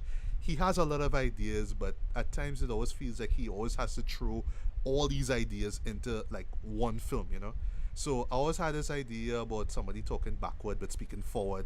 So let me just have a character do that, just because. And then you're also introduced to this character of Bob, which remains one of the most fearsome characters I've seen in a TV show. And he's essentially, or Killer Bob as he's called. The guy's name is Frank Silver, the late Frank Silver. And he was just this set dresser. He used to work behind the set of Twin Peaks. But it's something with how he looked. He had this kind of really fearsome look now. Yeah. And that caught the eye of David Lynch and co-creator Mark Frost. And it's like, oh, you know what? Let me cast you as just this weird demonic character. Because that's what he is. He's this kind of demonic character. He's a spirit. Right. He inhabits bodies. So in this case, he inhabits the body of Laura's dad, and they kind of play off this kind of weird incestuous thing that was going on with with her and her dad and that kind of stuff now. So essentially Twin Peaks season 1 and 2 is just like the events after her death, how people dealt with it. Some people, because she was so happy and so wholesome, but then when the movie came out, we learned that's anything but. And then you're introduced to many more characters, like for example the famous log lady, played by Catherine Coulson, who actually appears in season 3. She passed away actually right after the production of season 3. She died. Oh really? Okay, I didn't know that. Yeah, actually weird enough, because he started shooting in like 2015. So like some old actors who were in the original series came back, and some of them died. So like Miguel Ferrer, who I know. I'm familiar. He died. He actually got to shoot the majority of season 3's episodes, but he died I think last year, right? but he played Cooper's partner, or at least this guy who they called on to assist Cooper in this investigation into Laura Palmer's death. Yeah. Another character, well, he shows up in the movie, was this character Philip Jeffries, who's played by David Bowie, Right. who died last year, right? Yeah, And no. the thing is, he just had this real weird, abrupt appearance in the movie, which I'll talk about in a bit. And what he had said that they just had him come through for like 2-3 days. They just rush it through because he was busy doing this either doing an album or he was working on, he was in this tour, something like that now. So he just came through and just did the scenes fast now. But like when you see it in the movie, it just feels so out of place now, which once again is something that Lynch is known for. These kind of out of place kind of scenarios and characters and stuff. But here with the series with season 1 and 2, I do see why people regard it as one of the greatest, or I should say one of the most influential TV shows of all time. At the time the show was a big deal because it was just so off the wall. Yeah. For a lot of people, especially this was what, 92, right? 1990, and it ended around 91. Yeah. Right. And because of its soap opera appeal, you can imagine, oh, you have to end with this holy shit moment, and then, oh, I want to see what happens next, you know? It had that appeal. And and for a lot of people, that was a big deal for a lot of people, which is, well, you know, you're just kind of breaking this mold in that sense. For television, it's one thing if you're doing it in movies, but it was primetime television, right? Yes, primetime television. Yeah, that would have been a big deal for a lot of people. Like, wow, families watching this, you know, mainstream America watching this. Yeah. This on a big network television station at the time. ABC of all people, you know. Yeah, the network actually give this a chance now, which is shocking. But which is shocking when you look at it now. It's like, wait, this because if it's any show? What? Yeah, if it's any station, I'll give it something like a chance at the time. It would have been either like something like HBO or Fox, because they did like this kind of totally experimental stuff now. But for ABC to do it, that was really strange. ABC is kind of the big family station, right? So yes, it was. It wasn't the biggest in the world at the time. It was probably NBC. But yeah, that would have been a big deal at the time, I think. Yeah. But one thing though, well, I mean, from just a technical perspective, it was shot very well. I love the cinematography in it. For its time, it's very beautiful. And of course, who could forget the iconic themes, the opening theme song for the series itself, once again done by Badalamenti and Laura Palmer's team, which, you know, once you hear it, guys, it will stick with you. It's like that ear woman just sticks with you. And it just captures so much about her character, you know, her beauty, and then at the same time the darkness that was, you know, lingering underneath. Which leads us into season 2, where I think it's just some issues that were just going on behind the scenes, but David Lynch wasn't that heavily involved in the production or in the creativity behind it. So it just kind of ended on this cliffhanger, right? Involving what happened with Cooper, which I'll get to, where while he was trying to save this girl from being trapped in the Black Lodge, his spirit ends up staying there. And he encounters Laura Palmer for the first time, and then she says that and she's speaking in that kind of reverse kind of voice thing, and she says how she will see him in 25 years, which is kind of convenient, right? Seeing that it started back 25 years later, right? Right. What happened here is that essentially we see Killer Bob, we see the midget guy again, and he's established to be called the Arm, because what happened, there was this other character, this one-arm man, which I believe was a reference to The Fugitive, right? And his arm that was lopped off actually became this new character in the Black Lodge, which was the midget, right? I know, really weird, right? Yeah. So essentially what happens is that the girl is freed. You know, she's hurt and stuff. I can't remember. I think she dies, whatever, right? But Cooper comes out, but it's not the Cooper that we know. It's actually a doppelganger of Cooper, you know. And this is like one of the rules of the Black Lodge, that, you know, once you stay there, if you can come out, but there's a price now. And usually a doppelganger is created in your image now, and then you come out, but it's not you. And they play that in season 3, which I'll get to later.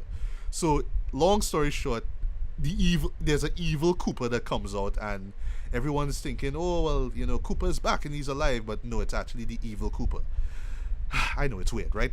And they just leave it at this cliffhanger now. So me now seeing this thing for the first time, I tell myself, all right, let me get into the movie, the prequel, Fire Walk With Me, right, which came out in 92.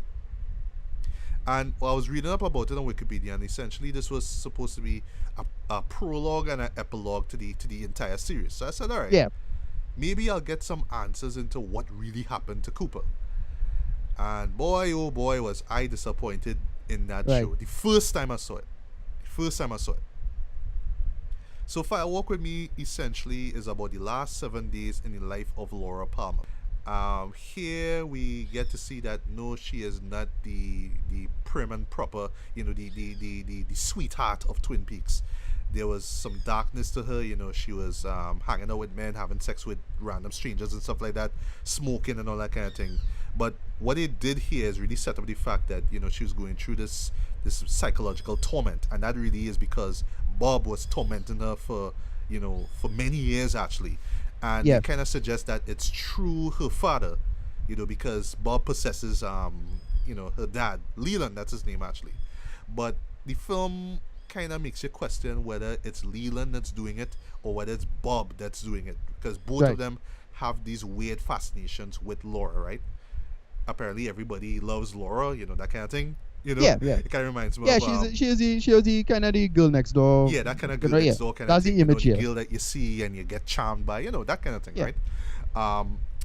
But here they go into really, really dark territory here, and this was one thing where I saw like Lynch started to flex his muscles. It's like, you know what, ABC canceled my show, all right, but according to him, he was still intrigued by Twin Peaks. He wanted to tell more stories about it. But one thing that he was always intrigued by, one thing he always wanted to explore more about was Laura Palmer. He was in love with that character, and he felt that he never gave the character that much justice because, like I said, in the intro of the season premiere, you saw her dead. She was found washed up on the shore somewhere, and that was all you saw of her. But Lynch be the kind of person that he loves how people appear and how they look and stuff. Yeah. He was just so enamored by Sherilyn so much that he actually cast her to play Laura's freaking cousin in it. So yeah, they look the same. I hated that. I goddamn hated that. It was weird, so That's she's so a dumb. brunette, not a blonde. Well, Yeah, right? strippiness. I know. But here, Sherilyn Flynn, gets to play herself, play Laura herself. Yeah. And you really do get to see her self-destruction. You really do get to see how this inner turmoil is affecting her. And it's really painful to watch her. Just seeing her break down. But at the same time, it's not like, oh, well, she's just being a slut because she don't want to be she don't want to follow mommy and daddy rules anymore. There's layers to it. And Yeah. it's really when you really understand this torment that she's going through is where you really start to feel sorry for her. And then, unfortunately, but it's been leading up to it anyway, yeah, she dies, and she's killed mercilessly. And then when you see it on screen, it's not graphic, but the way how it's done, how it's edited and put together, it is a tough watch. The whole film is tough to watch. But they do offer a glimmer of hope at the end because yes, she ends up at the Black Lodge, and then there's a shot of a guardian angel. Yes, bear with me. Yeah. The guardian angel showing up at the end, but Yeah. and she's smiling at the end. So yeah, as you would imagine, this show just baffled people. But more particularly the fans of this show, because the movie didn't give us a satisfying conclusion into what happened to Cooper. They never even hint at, oh, is this evil Cooper? It just kind of shows Cooper now about to investigate the case now. Because what happened is that there was this other agent that was involved in another case. He's played by Chris Isaac, right? And a whole 20-minute chunk is dedicated to him, right? And then before that, David Lynch himself plays his superior, right? His FBI superior. His name is Gordon, right? And you're following this thing and you're telling yourself, okay, what does this have to do with the Twin Peaks story now? Because it's not even set in Twin Peaks, right? But then the character suddenly disappears, and then we cut to a year later and we are in Twin Peaks, and we see Laura and we see a few of the familiar faces from the series. And that's one thing that turned people off too, is that a majority of your favorite characters don't even show up in the movie. But if you were to watch this segment, it's in the Blu-ray for Fire Walk With Me called The Missing Pieces. you get to see all these deleted scenes with some of your favorite characters making appearances, Right. and they just cut it out because of time. I never saw that DVD. Yeah, they actually cut it out because of time, because the movie clocks in like about 2 hours and like 10 minutes or whatever. So there's lots of stuff that they cut out. The original cut was like 4 hours, and they actually cut out a lot, right? But here they really focus on Laura. Like, if you were to look at it now as just this character study of this person who's being tormented psychologically and spiritually, and unfortunately she doesn't make it, but at the end there's a glimmer of hope. It works. But as a prequel, Jared, to Twin Peaks, at the time when I saw it, I was real disappointed. I was angry. It made me retroactively hate the whole series because it didn't give me a satisfying conclusion at all. It didn't wrap up what happened at the end of season 2. It just told its own story, and it's like, all right, well, Laura dead, but we know that she dead, and it's horrible, and we're supposed to feel sad about it. But so what? You know what I mean? And real people hated it at the time. Well, at the time when it aired at the Cannes Film Festival, there were boos and there were cheers. So either you hated it or you loved it, right? Yeah. Even Quentin Tarantino come out and say, a real like David Lynch, Dread, but right now you kind of crawl up your own ass, Dread. Like, what the hell is this? For a man like Tarantino to say that, this is right where he started off his career with Reservoir Dogs. Right. That's seen a lot here too, But yeah, in terms of just summing up, or at least giving us a satisfying conclusion to things, yeah, this was a disappointment. But I watched it again going into season 3, and I kind of see why people like it. People call this thing a masterpiece. I am kind of indifferent to it. I would say if you are a fan of the if you're a fan of the series, you should watch this, because it actually shows what happened to Laura, which sets everything off in motion. But as a standalone movie, I don't know, because you can't go into this film without seeing the series. It makes no sense. And then other characters, especially those from the Black Lodge, are introduced, and you don't understand why they're there. They're just there to do some kind of insane, weird stuff, and then they go. But you don't know why, which is typical Lynch stuff. But I see the appeal of it. I won't say it's the worst thing he's made, but yeah, I kind of indifferent to it. But I do see why people like it and regard it as a masterpiece. Although, yeah, this is far from one. But just to round up his filmography again, just before we get into season 3, because I don't want to spend too long talking about his movies. He followed that up with Lost Highway, which I haven't seen actually. Never seen it before. I heard that was a failure as well. But I heard in terms of storytelling, he just did this weird stuff where the story kind of does this complete 180, which is something that he does later on in a film that I'll get to. And then he got into this mainstream film called The Straight Story. Haven't seen that yet either, but I heard that was like very straightforward. It's actually rated G. It's like the lightest thing he's ever done. Right. Then in 2001, he Mulholland Drive, which is in my opinion his best work, Mulholland Drive. Yeah. And why I say is his best. Yes, first time I saw it, loved the acting, loved the directing, loved the music. The music is so chilling. I love the music here. But I would admit, the first time I saw it, didn't understand it.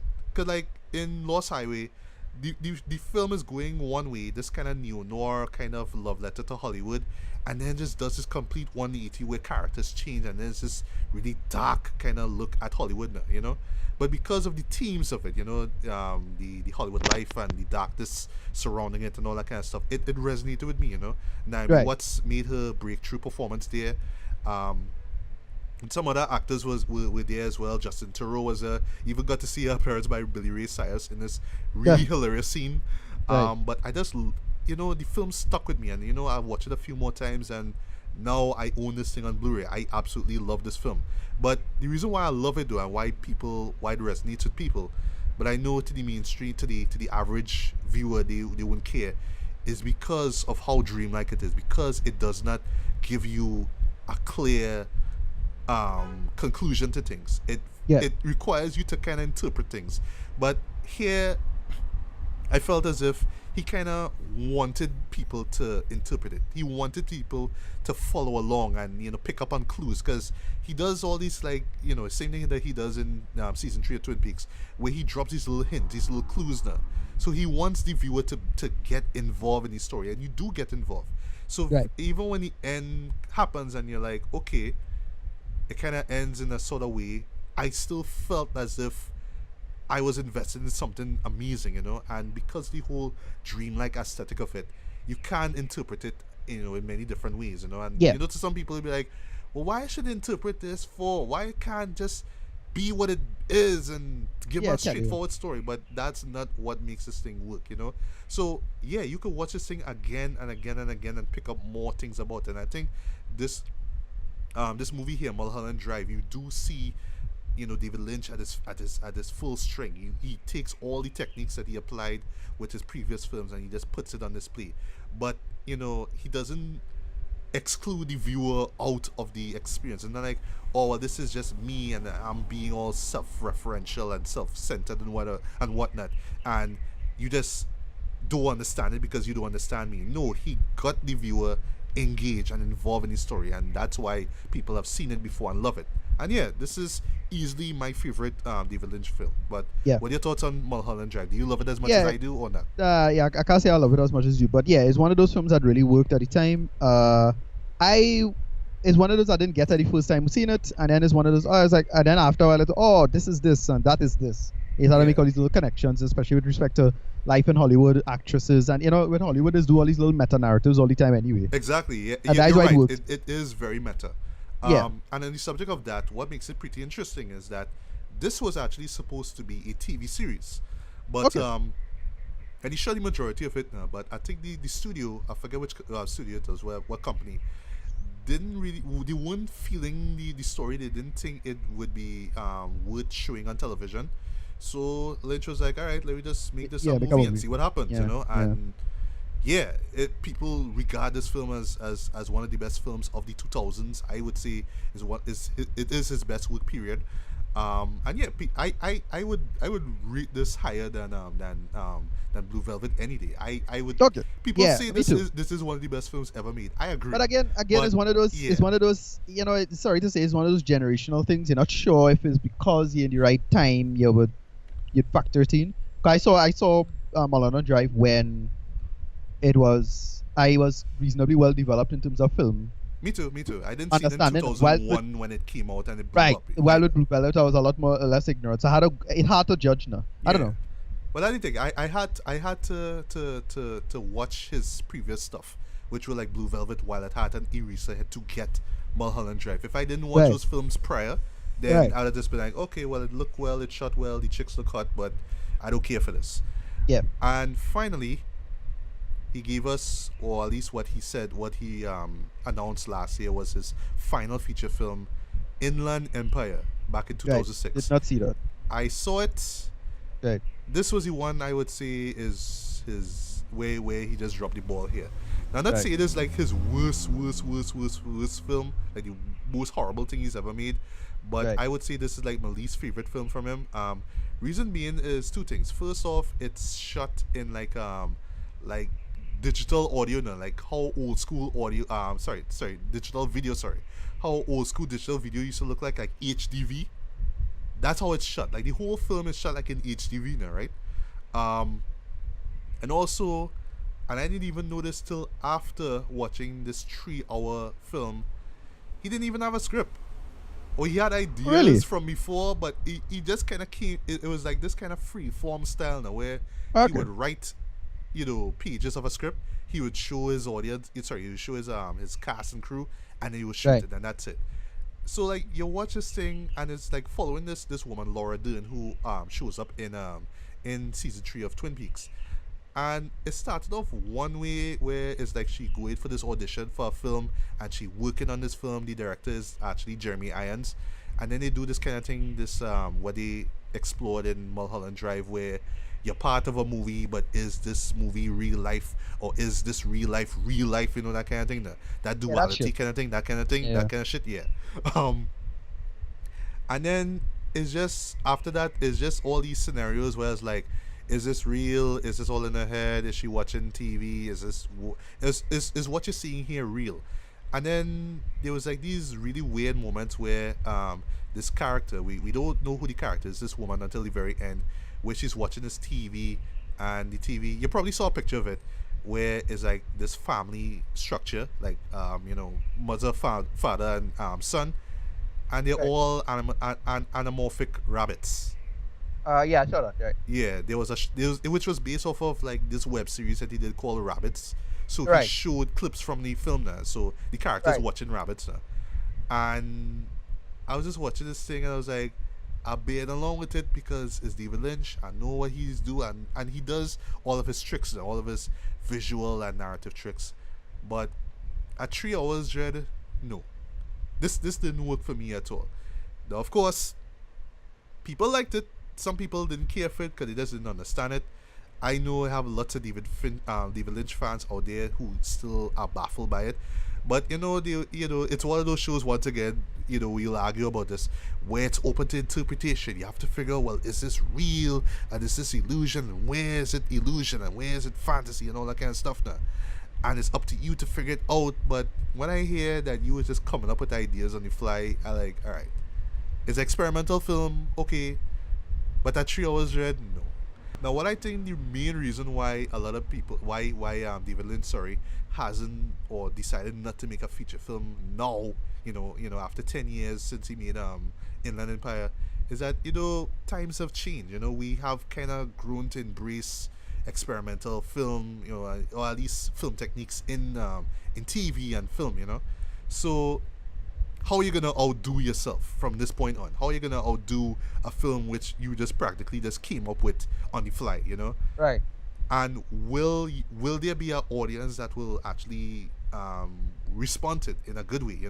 Because some of his films, like his mainstream stuff, like Dune and Lost Highway, those were flops, right? But he still managed to make films the way how he wanted to, and still managed to make money now. You know what I mean? Which is amazing actually. Yeah. But now that you have directors like oh gosh, the guy who did Neon Demon, Nicholas Winding Refn, right, and David Fincher, and those guys, guys who experiment with their films, it's kind of hard for somebody like him to come now and say, well, I'm gonna outdo you guys. I'm gonna do the weirdest film out there. I'm gonna do something along the line like this is gonna be the biggest. This is gonna be Eraserhead Part 2, and you're gonna respond to it now. I imagine people are just gonna write it off and just be like, nah, your time has come and gone, Lynch. Right. You've done so much. You fuck with people's heads over the years, but yeah, this is the 2010s now. We've seen it all. We've seen enough. And then here comes Twin Peaks season 3. And my God, boy, I think he has topped himself here. Or I should say, here he has proven why he is one of the most influential directors ever. So Twin Peaks season 3. So pretty much it starts off right after where season 2 ended, where Dale Cooper is still stuck in the Black Lodge, and we get to see that moment where Laura tells her that we will be together in 25 years, right? So we cut to South Dakota. So like this new case is going, this new murder that takes place. This particular character of Major Briggs, who we introduced in season 1, his body actually is found dead, his head severed, right? And this woman who is unrelated to him, is found, as well. So it's basically his body and her head just found on this bed, right? Okay. So these FBI agents, they are led by David Lynch himself, who once again plays Gordon. So they're trying to figure out what's going on there. Meanwhile, Evil Cooper, which I mentioned before, he is in the middle of this kind of grand scheme for so he's in the middle of some kind of shady deals, so some kind of stuff going on there. Some people want him dead. He's trying to get some kind of business done, and I like how they kind of establish that he's evil because he dresses in all black, and his makeup makes him look a little bit more not rusty, but it makes him look a little bit more darker, if you will, his skin tone and all that kind of stuff. he doesn't look as bright faced as as the original character did, right? He's very venomous, he's very evil and all that kind of stuff. Meanwhile, back in Twin Peaks, things have changed. Your favorite characters obviously have gotten older. The Twin Peaks Sheriff's Department is there. The people who work at the Sheriff Department are still there, with the exception of the sheriff himself, who is played this time by Robert Forster. He is the brother to Harry Truman's character, who we knew as the sheriff back in the old series. And we do see him, but apparently he's suffering from cancer in the story. I don't know if it's in real life or whatever, right?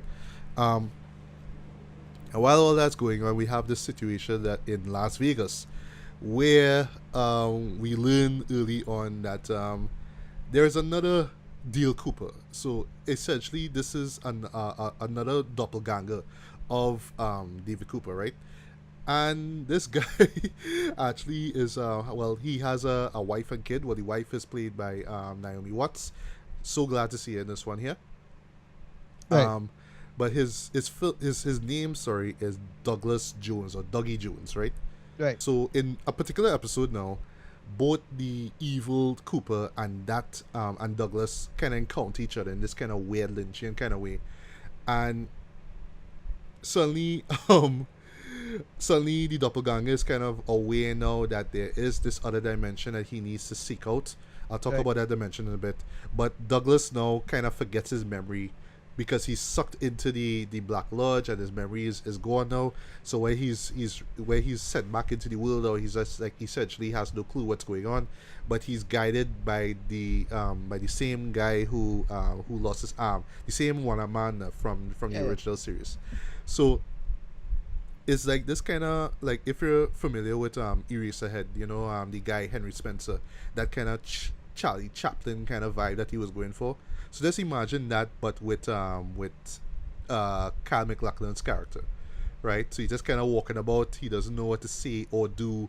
Somebody will tell him, ask him a question, and he would just say like the last line of the question. It's that kind of weird kind of thing there. So while that's going on, of course, the doppelganger, he calls himself Mr. C. I forgot that, right? So Mr. C is kind of going around trying to figure out the whole dimension thing. So apart from the Black Lodge, there's this other dimension. I don't want to call it heaven. That's too simple an interpretation. But they have to do in terms of these weird characters that have been showing up. They are like the good guys. And so if you want to kind of interpret it in a simple way, it is heaven. So Black Lodge is hell, or limbo, and there's like this kind of weird heaven-like kind of place, right? So he's trying to find that spot for some reason. And while all that is going on, yes, we do have the real Dale Cooper involved, and he finally is revealed. He finally is unleashed the world, and he's trying to kind of sort things out and try to stop Mr. C, because Mr. C has these kind of like dark evil plans and all that kind of stuff. And that is just as simple and plain as I can get with this, because if I go any further, it's a lot more characters, a lot more detail I have to get into, and I don't want to spoil it. So yeah, right off the bat, this is every bit a David Lynch project as you would expect it to be. So from a technical perspective, the cinematography is breathtaking. It's gorgeous. It's dark. It's creepy. It's beautiful. It's probably one of the best shot TV shows I've seen all year so far. Right. It is so beautiful to look at. You could tell that Lynch has an eye for great detail when it comes to his shots and his sets and all that kind of stuff. Even the locations. There's some really great shots of like Las Vegas and South Dakota and New York as well, especially New York. God damn.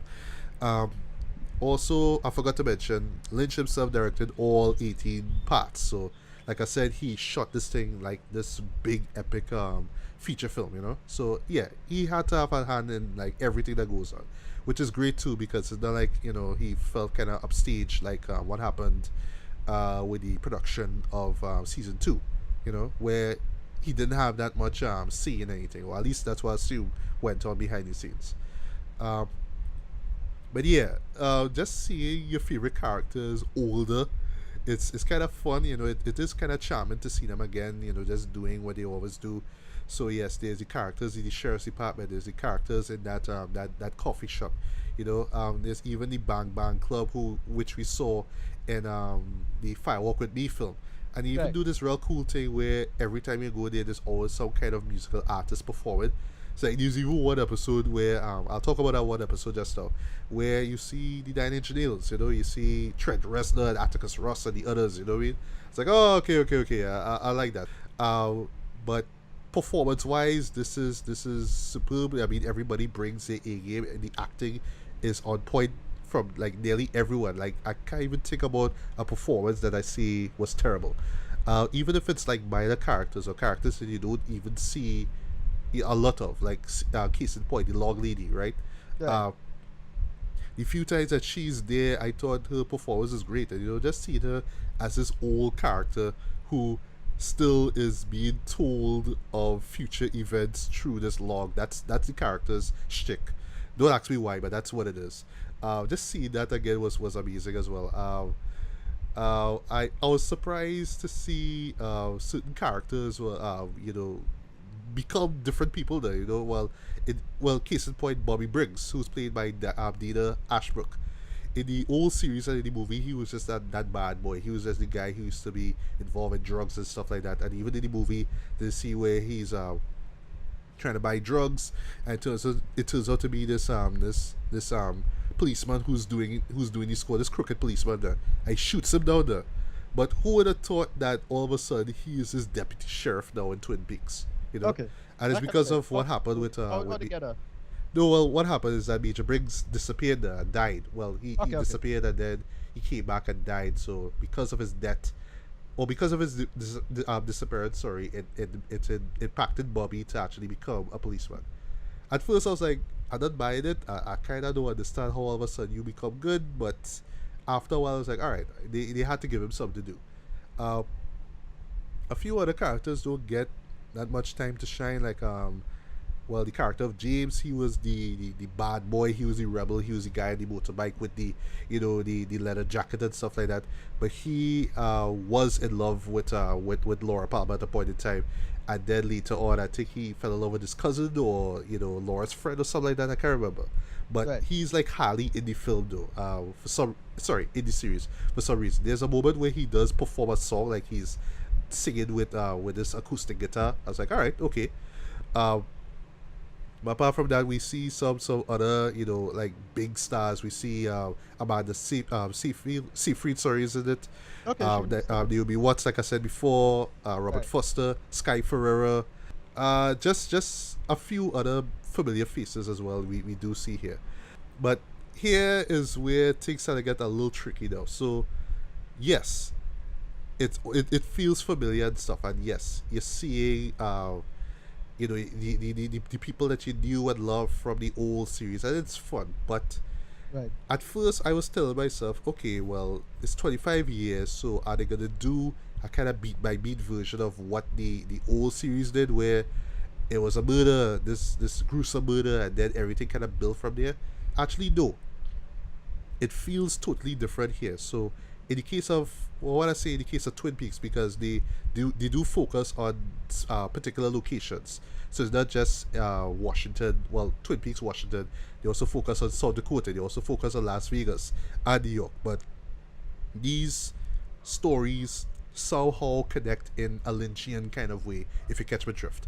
So in the case of Twin Peaks, I thought that we were gonna get more moment. Like in the back of my mind, I was telling myself, okay, so what about the high school? What about the students there? Do they have any story? Are we gonna get some kind of soap opera that's there with the people who live, with the citizens of Twin Peaks?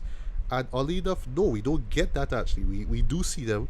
We see how their lives are today, but it's not so much about Twin Peaks anymore as it is about Dale Cooper's journey. So like he Right. is like the main center. He's like the main point of the whole thing. It's not about Laura anymore, because we have already seen Laura's story played out in the movie. So now it's about him, and him trying to find his way in more ways than one back to Twin Peaks. I thought that was pretty interesting as well. I wish that actually we could have gotten to see more things inside of Twin Peaks. I thought we like at first, but then I started getting used to the fact that okay, we have this bigger thing going on with this murder, and then this thing with Mr. C and all this stuff going on, and it's all these like stories just going on within these this 18-part show. Um, but yeah, it does veer into David Lynch territory rather quickly. Actually, it sets up its own weird tone very fast, and then, like it kind of lulls you in. You know what I mean? It does hit you with the weirdness early on. There is one particular episode 8, right? And actually, this is the one where Nine Inch Nails guests appeared, right? This one I'd actually call the interlude of the whole story. This is where the show takes its complete stop, and Right. it goes back in time to like 1945 when the first nuclear bomb was tested, right? You know what I'm Right. talking about, right? Yeah. Yeah, in the desert and stuff like that, and how that somehow gave birth to Yeah. both I kind of Bob. yeah. I saw that shot because we was doing just studies of I didn't watch the show of course, but I saw that shot where he slowed down black and white nuclear blast, right? Yeah, that one. Yeah. Yeah, Yeah, that badass. yeah. Visually, the well, okay. Before I get to that episode, one thing that I have to give the village credit for, boy, this man embraced the art of modern day visual effects, boy. Yeah. This man just take like modern VFX and it's how he makes it all experimental at the same time Yeah. too. That like Yeah. there are moments where it's like, okay, yes, I know that's a CG shot, I know that, but Right. it still looks creatively weird. It looks like it still harkens back to that experimental style that Lynch has done with his movies, and then of course with his art and stuff like that. So it feels very much Lynchian, even though the techniques, or at least the way how they pulled off, it's modern. You know what I mean? Yeah. Yeah. I understand that because at least I still respect him as a filmmaker in that sense that he not sort of old bullshit techniques. He Oh kind no of no no no no yeah. no no no. There are effects, there are visual effects in this show that are bizarre, but at the same time they're like, oh, that's real cool. That's kind of badass. I like that. You know what I mean? You could tell this man knows what he's doing here. I give him credit for that. Um, but back to that episode 8, boys. So right after the whole bombing, well, the whole bomb is tested and stuff, they kind of hint at this. They show us the dimension, the new dimension that I mentioned before. This one particular character who actually used to appear in the series, the old series, called the Fireman. He's this tall, giant-looking guy, and he just used to show up and used to tell Deal. He said like foresee certain things for Deal. That just tell him, okay, well, you need to do this, you need to do that. He wouldn't tell him why, but he just this guide essentially. He wouldn't tell him why he's doing it, but he's just there, right? But what we learn is that he actually lives in that dimension, um, and in the process of the nuclear bomb, this is where Bob was created, the evil Bob, right? It's really really really weird though. But what I really loved about it is that it's shot entirely in black and white, so I was getting this Eraserhead vibe right there. Actually, that whole section takes up like a huge majority of the episode. Feels literally like I'm watching the sequel to Eraserhead. It feels like a modern version of it. The slow moving, the slow tracking shots, the weird music. Oh yes, and the sound design, which David Lynch handles. Oh my god, the sound design for this is impeccable. It is incredible. I love the sound design here. It's so minimalist, but like very creepy and very layered. You know what I mean? In terms of how these sounds are put together and edited and stuff like that, and then coupled with the music as well, it just sets this really dark, creepy tone when it's needed, of course. And I thought it worked immensely. Um, but yeah, with this particular episode 8, I don't want to go into detail about it, but essentially, it's where we learn about the origins of two major characters, the two main players of Twin Peaks, right? But I imagine at this particular moment, especially the way how it just kind of starts out of the blue, this is the moment where I imagine people will just kind of pack up the bags and just say, you know what, I was going good, I was going good, and then you just pull this pretentiousness on me. Why Lynch? Why? I just walk out of it. Right. But what I would say is, This to me is like the make or break period. Like if the first 7 episodes didn't wear you out, episode 8 will. But if you manage to survive episode 8, and I'll tell you that from even as I mean I haven't seen all of his movies, and I wouldn't say that I'm a big Lynch fan, but yeah, this show was weird, boy. But weird in a good way, weird in a auteur kind of way, you know, like yes, this is Lynch being Lynch. It was weird in that way, and you know, once again, open to interpretation. You tell yourself, okay, it's gonna lead to something, but it kind of does and it kind of doesn't, which is always something that Lynch does. There, he always gives you a little glimpse of, okay, this is what it really means, but he always holds back, like, no, no, no, maybe that's not it. Maybe I don't know. Maybe it's just all in my head, and that's always his excuse. It's all in my head, right? So yeah, episode 8 is that make or break period. So once you survive episode 8, you go straight through. Yeah, you will be just as invested in this story, in this series, I should say, as you've been before. Right. If you're watching it carefully, like I say, you have to.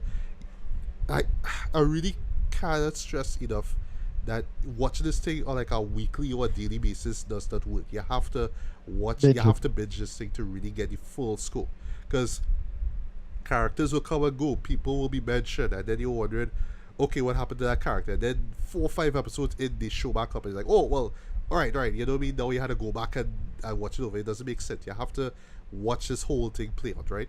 Yeah. But yeah, performances are great across the board. The directed, the cinematography, brilliant.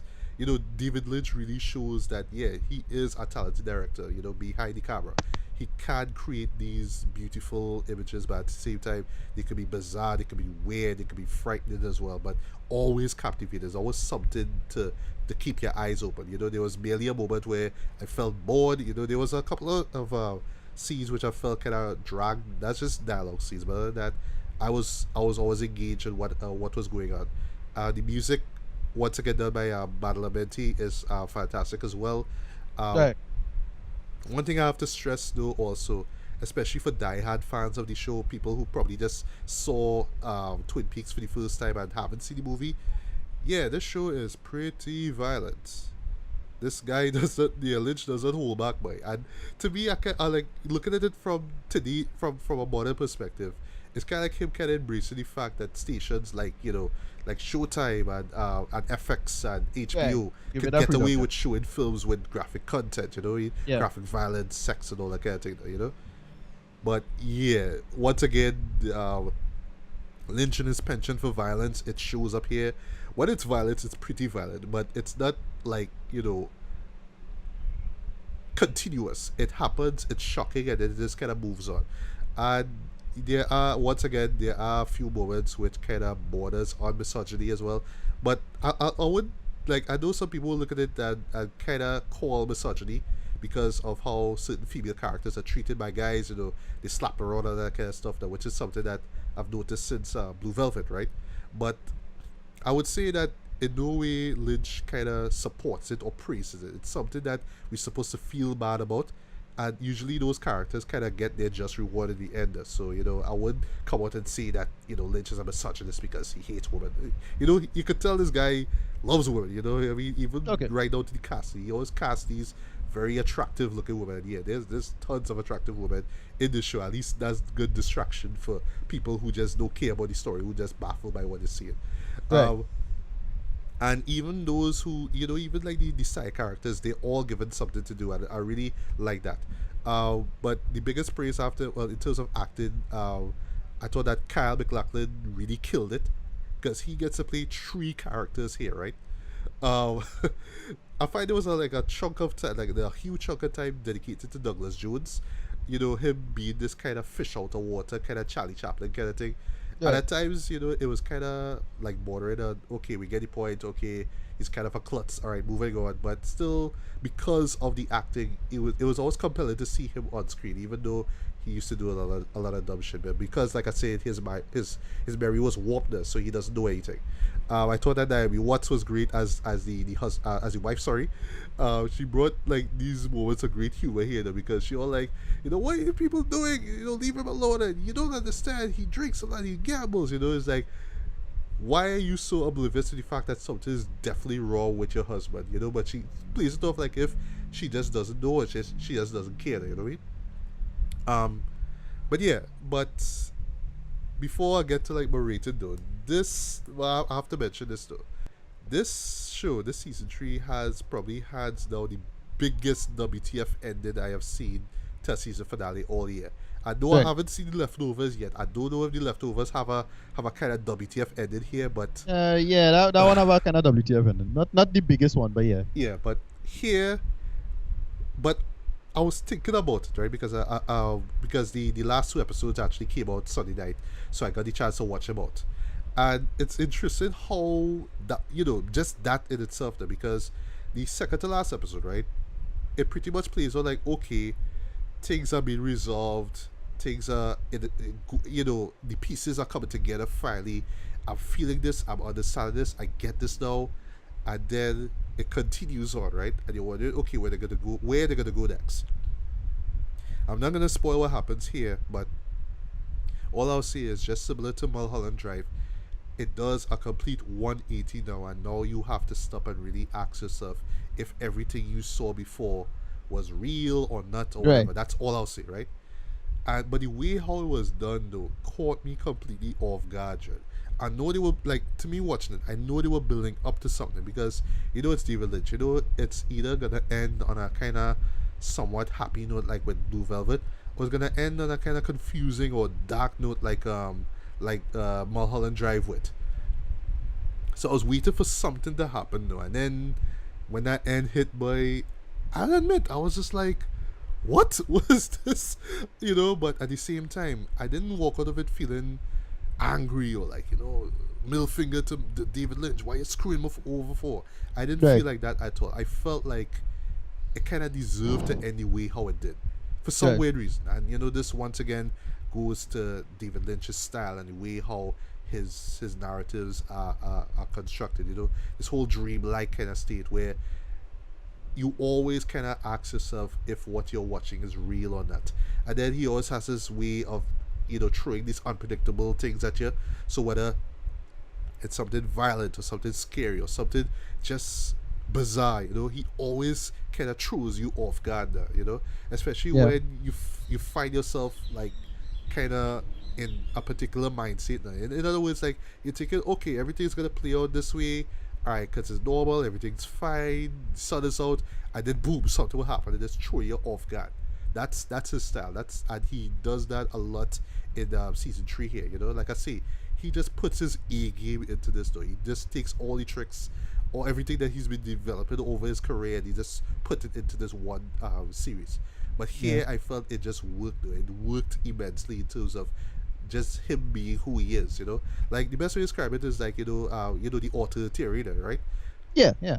This series here pretty much sums up his authorship. It's everything that you know about him, things that you love about him, things that you hate about him, but they're all in this one series here. So when I saw this ending here, I was like, all right, I didn't love the ending, I didn't hate the ending, but I kind of get why it had to end that way. It's very Lynchian. It's a very Lynchian way to end things off. Because, yeah, he's a guy that he's not all about satisfying conclusions and resolutions. He always wants to leave mystery, you know, he always wants to leave his films open to interpretation, you know what I mean? Yeah. So, yeah, of course it's not going to end the way how expected. Of course it's going to end in such a way where people are going to be interpreting this thing. And I have a feeling, let's call it out here, this thing is going to be interpreted for years to come. This season finale is going to go Right. down just like, you know, like The Sopranos and 6 Feet Under as probably one of the most memorable season finales ever.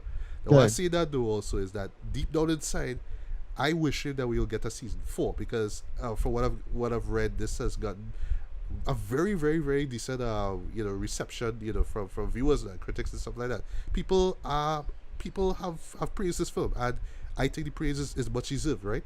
But once again, because of the time that we're in now, I don't know if we're gonna get a season 4. I don't know if Lynch at his age is gonna care to do another series, or if he's just gonna continue, or you know, exploring this world of Twin Peaks. I don't know. We I can't really say. But if Yeah. if this is the absolute end of Twin Peaks, then yeah, you either take it or leave it. That's the way how I see it. And I, Yeah. for one, You're gonna be kind of satisfied with that. It's understand it. satisfactory. Yeah, it is in its own way, but Okay. it's satisfactory the way that if you know little to nothing about Lynch by now, then yeah, you will not like this ending. You will hate it. You would beat yourself over the head for having watched 18 hours of this, because yes, each episode clocks in at about an hour long. They're really long, but once again, because of what I know about Lynch, because of his style and what he has established for himself and what he's created over the years, this is every bit as Lynchian as you would expect it. So when that ended hits, I was like, yeah, that's how it is. That's how it is. I'm not saying that's how it should be, because it's dreams and all that kind of stuff, but that's what Right. it is. Take it or leave it. Okay. So yeah, rated wise, I would give this a light 4 out of 5. I would say hands down, this Okay. is one of the most memorable shows I've seen all year. Will this Right. make it to my top 10? I don't know. Will this make me really rewatch the Twin Peaks again? I can't really say for sure, but I could say Right. hands down, without a doubt, this is the best season of Twin Peaks. Period. Right? It's better than what he has done with ABC. It's even way better than the Fire Walk with Me movie by far. You know what I mean? It really does feel like him. And this is like an issue he's always had since he started with Twin Peaks, uh, up until Mulholland Drive now, where he felt kind of like restricted, like he couldn't do certain things there. So now that he has Showtime as a platform, he has he has the opportunity to make this show the way how he wants it. He could be as violent, he could be as crass, but he could be as weird and out there and loony as he wants to be. But it's all him.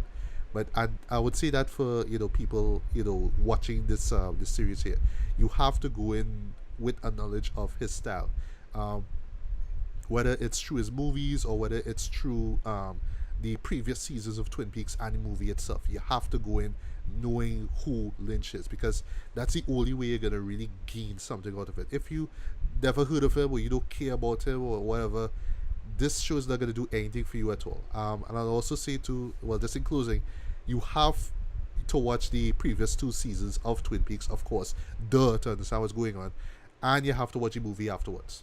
Right. Yeah, like which is exactly what I did. But what happened is that the first time I saw Fire Walk with Me, I just hated the whole series because, like I said, it didn't give Well, me yeah. that I mean, stuff. resolution that I Yeah, stuff wanted. does undermine other things when especially if it's considered canon. Yeah, Like, exactly. But here, with season 3 though, I would say yeah, you have to watch the series first to Right. understand the world and the characters, then the movie to understand what where everything kind of started, and then jump into the series from here. So you have to Alright, do no a lot problem. of legwork here, man.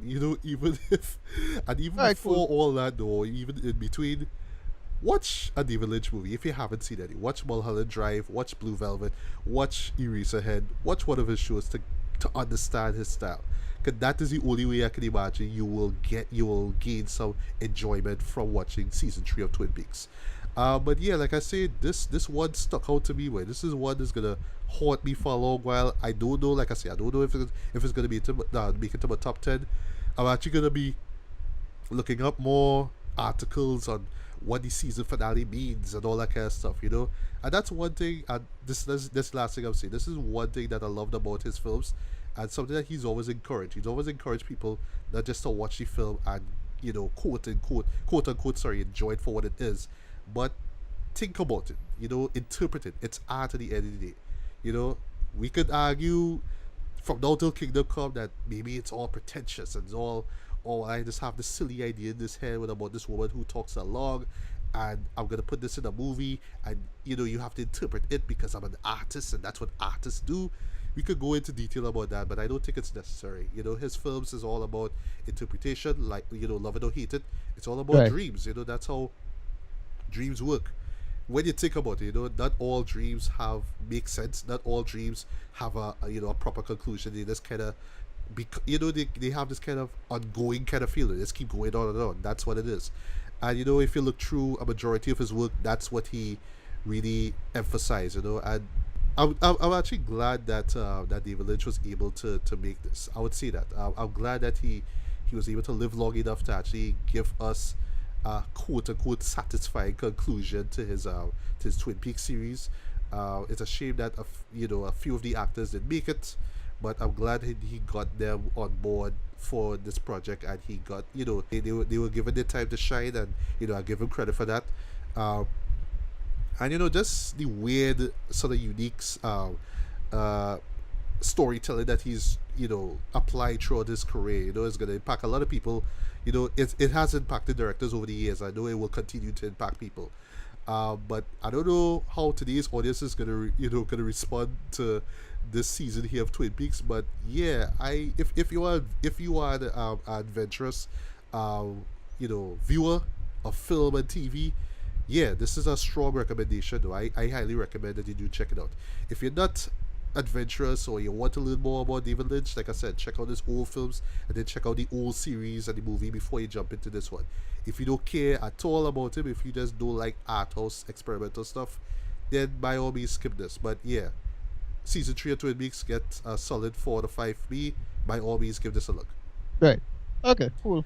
Alright, so that was a long talk on David Lynch and his influence on that kind of stuff, but I think it's warranted though. I can't just talk about this show without talking about who he is, you know what I mean? But Yeah. Any last words on Lynch before we wrap things up, or just... No, not really. I mean, I didn't watch each Twin Peaks, so I can't make a reference. But yeah, he's one of those that's going to be for the ages. Yeah, he is. Again, because I'm more Hodorowski fan, I couldn't really get into him per se. I think that's is that kind of choice, and I tend to be sorry to sell out my hipsterism right here. But yeah, he's a big influence, great filmmaker. Yeah, I'll make the effort when I get the time to go see season 3 of Twin Peaks. Yeah. You need time though. You need to, like I say, you need to watch through the old series. So like I say, you had to do a lot. You had to put a lot of work into this. But I believe that if you do, you will be genuinely satisfied by what's given here. Yeah. Okay. All right. So with all that being said, Ricardo, where can we find you online, homie? Passat M. You forgetting already? EDDY RMDDY at RMD on Twitter. And then you could just check me, Ricardo Medina, on Facebook, and that'll be fine. All right. I think you could find me on Twitter as well too. Just look for my handle, Legally Black MJB. I think I capital letters. Also, you could find me on Facebook. Just look for my name, Matthew Bailey, alongside a Legally Black blog official fan base, where you'll find the link to this podcast here, as well as the others that Ricardo and I have recorded, and of course my written reviews as well. So, in closing, stuff to look forward to. Like we said, this week we're supposed to get an Inconvenient sequel. Right. I don't know if I'll check that out. Well, September September apparently seemed to be the big month now for good movies, because yes, It coming. hallelujah. Yeah, It coming. The Lego Ninjaku movie is coming out. Not too hyped for that. Not too hyped for that, but it's a Lego movie, so it could. Yeah, it should be alright. What else coming? Kingsman. Golden Kingsman, Circle. right. Pretty Can't excited wait for that. Yeah, how come these things will come summer? What's going on? No, well, they Sure. schedule it to come out September, though. Yeah, but that bullshit come out summer. They could have find yourself in summer. It'll make ever. Yeah, like, it really would have made for a good August release stuff, but I Yeah. guess they know that people don't care to go cinema in August. But Like, the all the part, film industry shaking up so ever. yeah. Also, American Made, which I finally saw the trailer for a while back. Right. I'm liking this. I'm really enjoying it. I like that Tom Cruise is not playing this action hero. He's a quote-unquote everyday man, so it'll be cool to see what he does here. Flatliners. That could it's a remake. I know. I saw the remake years ago. I Yeah. can't remember. Yeah, how the it original. was, Yeah. but Bullshit. yeah. Looking like bullshit. Yeah. It doing this whole kind of horror thing, but Looking like the bullshit, original yeah. film wasn't really all that a horror, but when that time comes, I guess we'll check it out and see. Also, before I forget, Blade Runner 2049. I am Yeah. excited for this. Well, they showed the first part of it already, but they're doing the thing that Planet of the Apes did between Rise and Dawn, where they do these bridging films. Yeah, I saw the And- short film that Ridley Right, Scott's and it's not son bad. did. It wasn't half bad. It wasn't like expertly edited. Expertly edited and directed. Or that's fine. directed, actually. There's some sloppy edited and directed choices Right, here a and little there. bit. But it's really Scott's son, so like, all right, he get him out of blind. Yeah. Okay, cool. Yeah. But yeah, I really, really am excited to see this one. I'm glad that we get 163 minutes of Roger Deakins. Yeah, I know, but they have some decent practical effects. Like you see that big shot with the girl, like looking like a hologram pointing at Ryan Gosling's character, right? Yeah. Yeah, that's not CG. Oh really? Yeah, it's projection and smoke. I'm like, well, what? Well, what? Okay. Yeah. Okay. Yeah. Villeneuve, man. I want to see Fancy. Villeneuve's Blade Fancy Runner, thing. Dread. I don't Get want to fancy see. on- I don't want to see Ridley Scott's Blade Runner. I have to stress that. I want to see Villeneuve's Blade Runner. Yeah. That's the thing, because I really, at face value, it make me feel like, well, this is gonna be Blade Runner. I'm sorry, it's gonna be like Ghost in Ghost the in Shell. Shell, though, like a right. copy I'm and really paste worried kind of about thing, that. But Villeneuve is a man. He's solid business. I don't think I've hated anything he had so far. I mean, had a couple issues, but yeah, the man is solid business. I want to see what they're gonna give you. Yeah, which reminds me, I really need to recap his filmography. Cause I saw Arrival, I saw Prisoners. I want to watch Prisoners again. I love that show so much. Yeah, but I haven't seen Enemy or there was something else that he did. But I saw Sicario. Yes, I did. Right. Yeah, but I haven't seen Enemy. I really Enemy is one of those that is meaning and interpretation, which I hate movies as in write bullshit into the composition. Yeah. So once again, another person influenced by David Lynch, I guess. So you go see. Yeah. And last but certainly not least, Mother. Yeah. Granted, it looked like, oh my gosh, it like looking just like it's like completely more or less a remake of Rosemary Baby from all the evidence so far. Like, what the fuck? You see the poster of it? Yeah, and by the way, Darren Aronofsky is also heavily influenced by David Lynch. His baby feature Pie, which is a great movie in my opinion. Yeah, it's influenced by Eraserhead. Yeah. So Mother, I can't wait to see what this show has to offer. It looks incredibly creepy, as I said before. I just want to see Jennifer Lawrence lose her shit. If it's Rosemary's Baby all over again, I'll be pissed off though. If it's a remake of Rosemary's Baby. Yeah, did we get a Rosemary's Baby remake for television? It sucked. But when I see the poster, it's like, but the poster looking like Rosemary's Baby poster. What the fuck? It does. I actually look at it right now, and it does actually. Yeah. See. Alright. So that's pretty much about it, guys. So once again, good morning, good afternoon, good evening, good night, whenever you listen to this. This was Matthew Bailey and Ricardo Medina. And we are signing off from another episode of BS Beats and Bailey. So until the next one, take care. Peace. Yeah.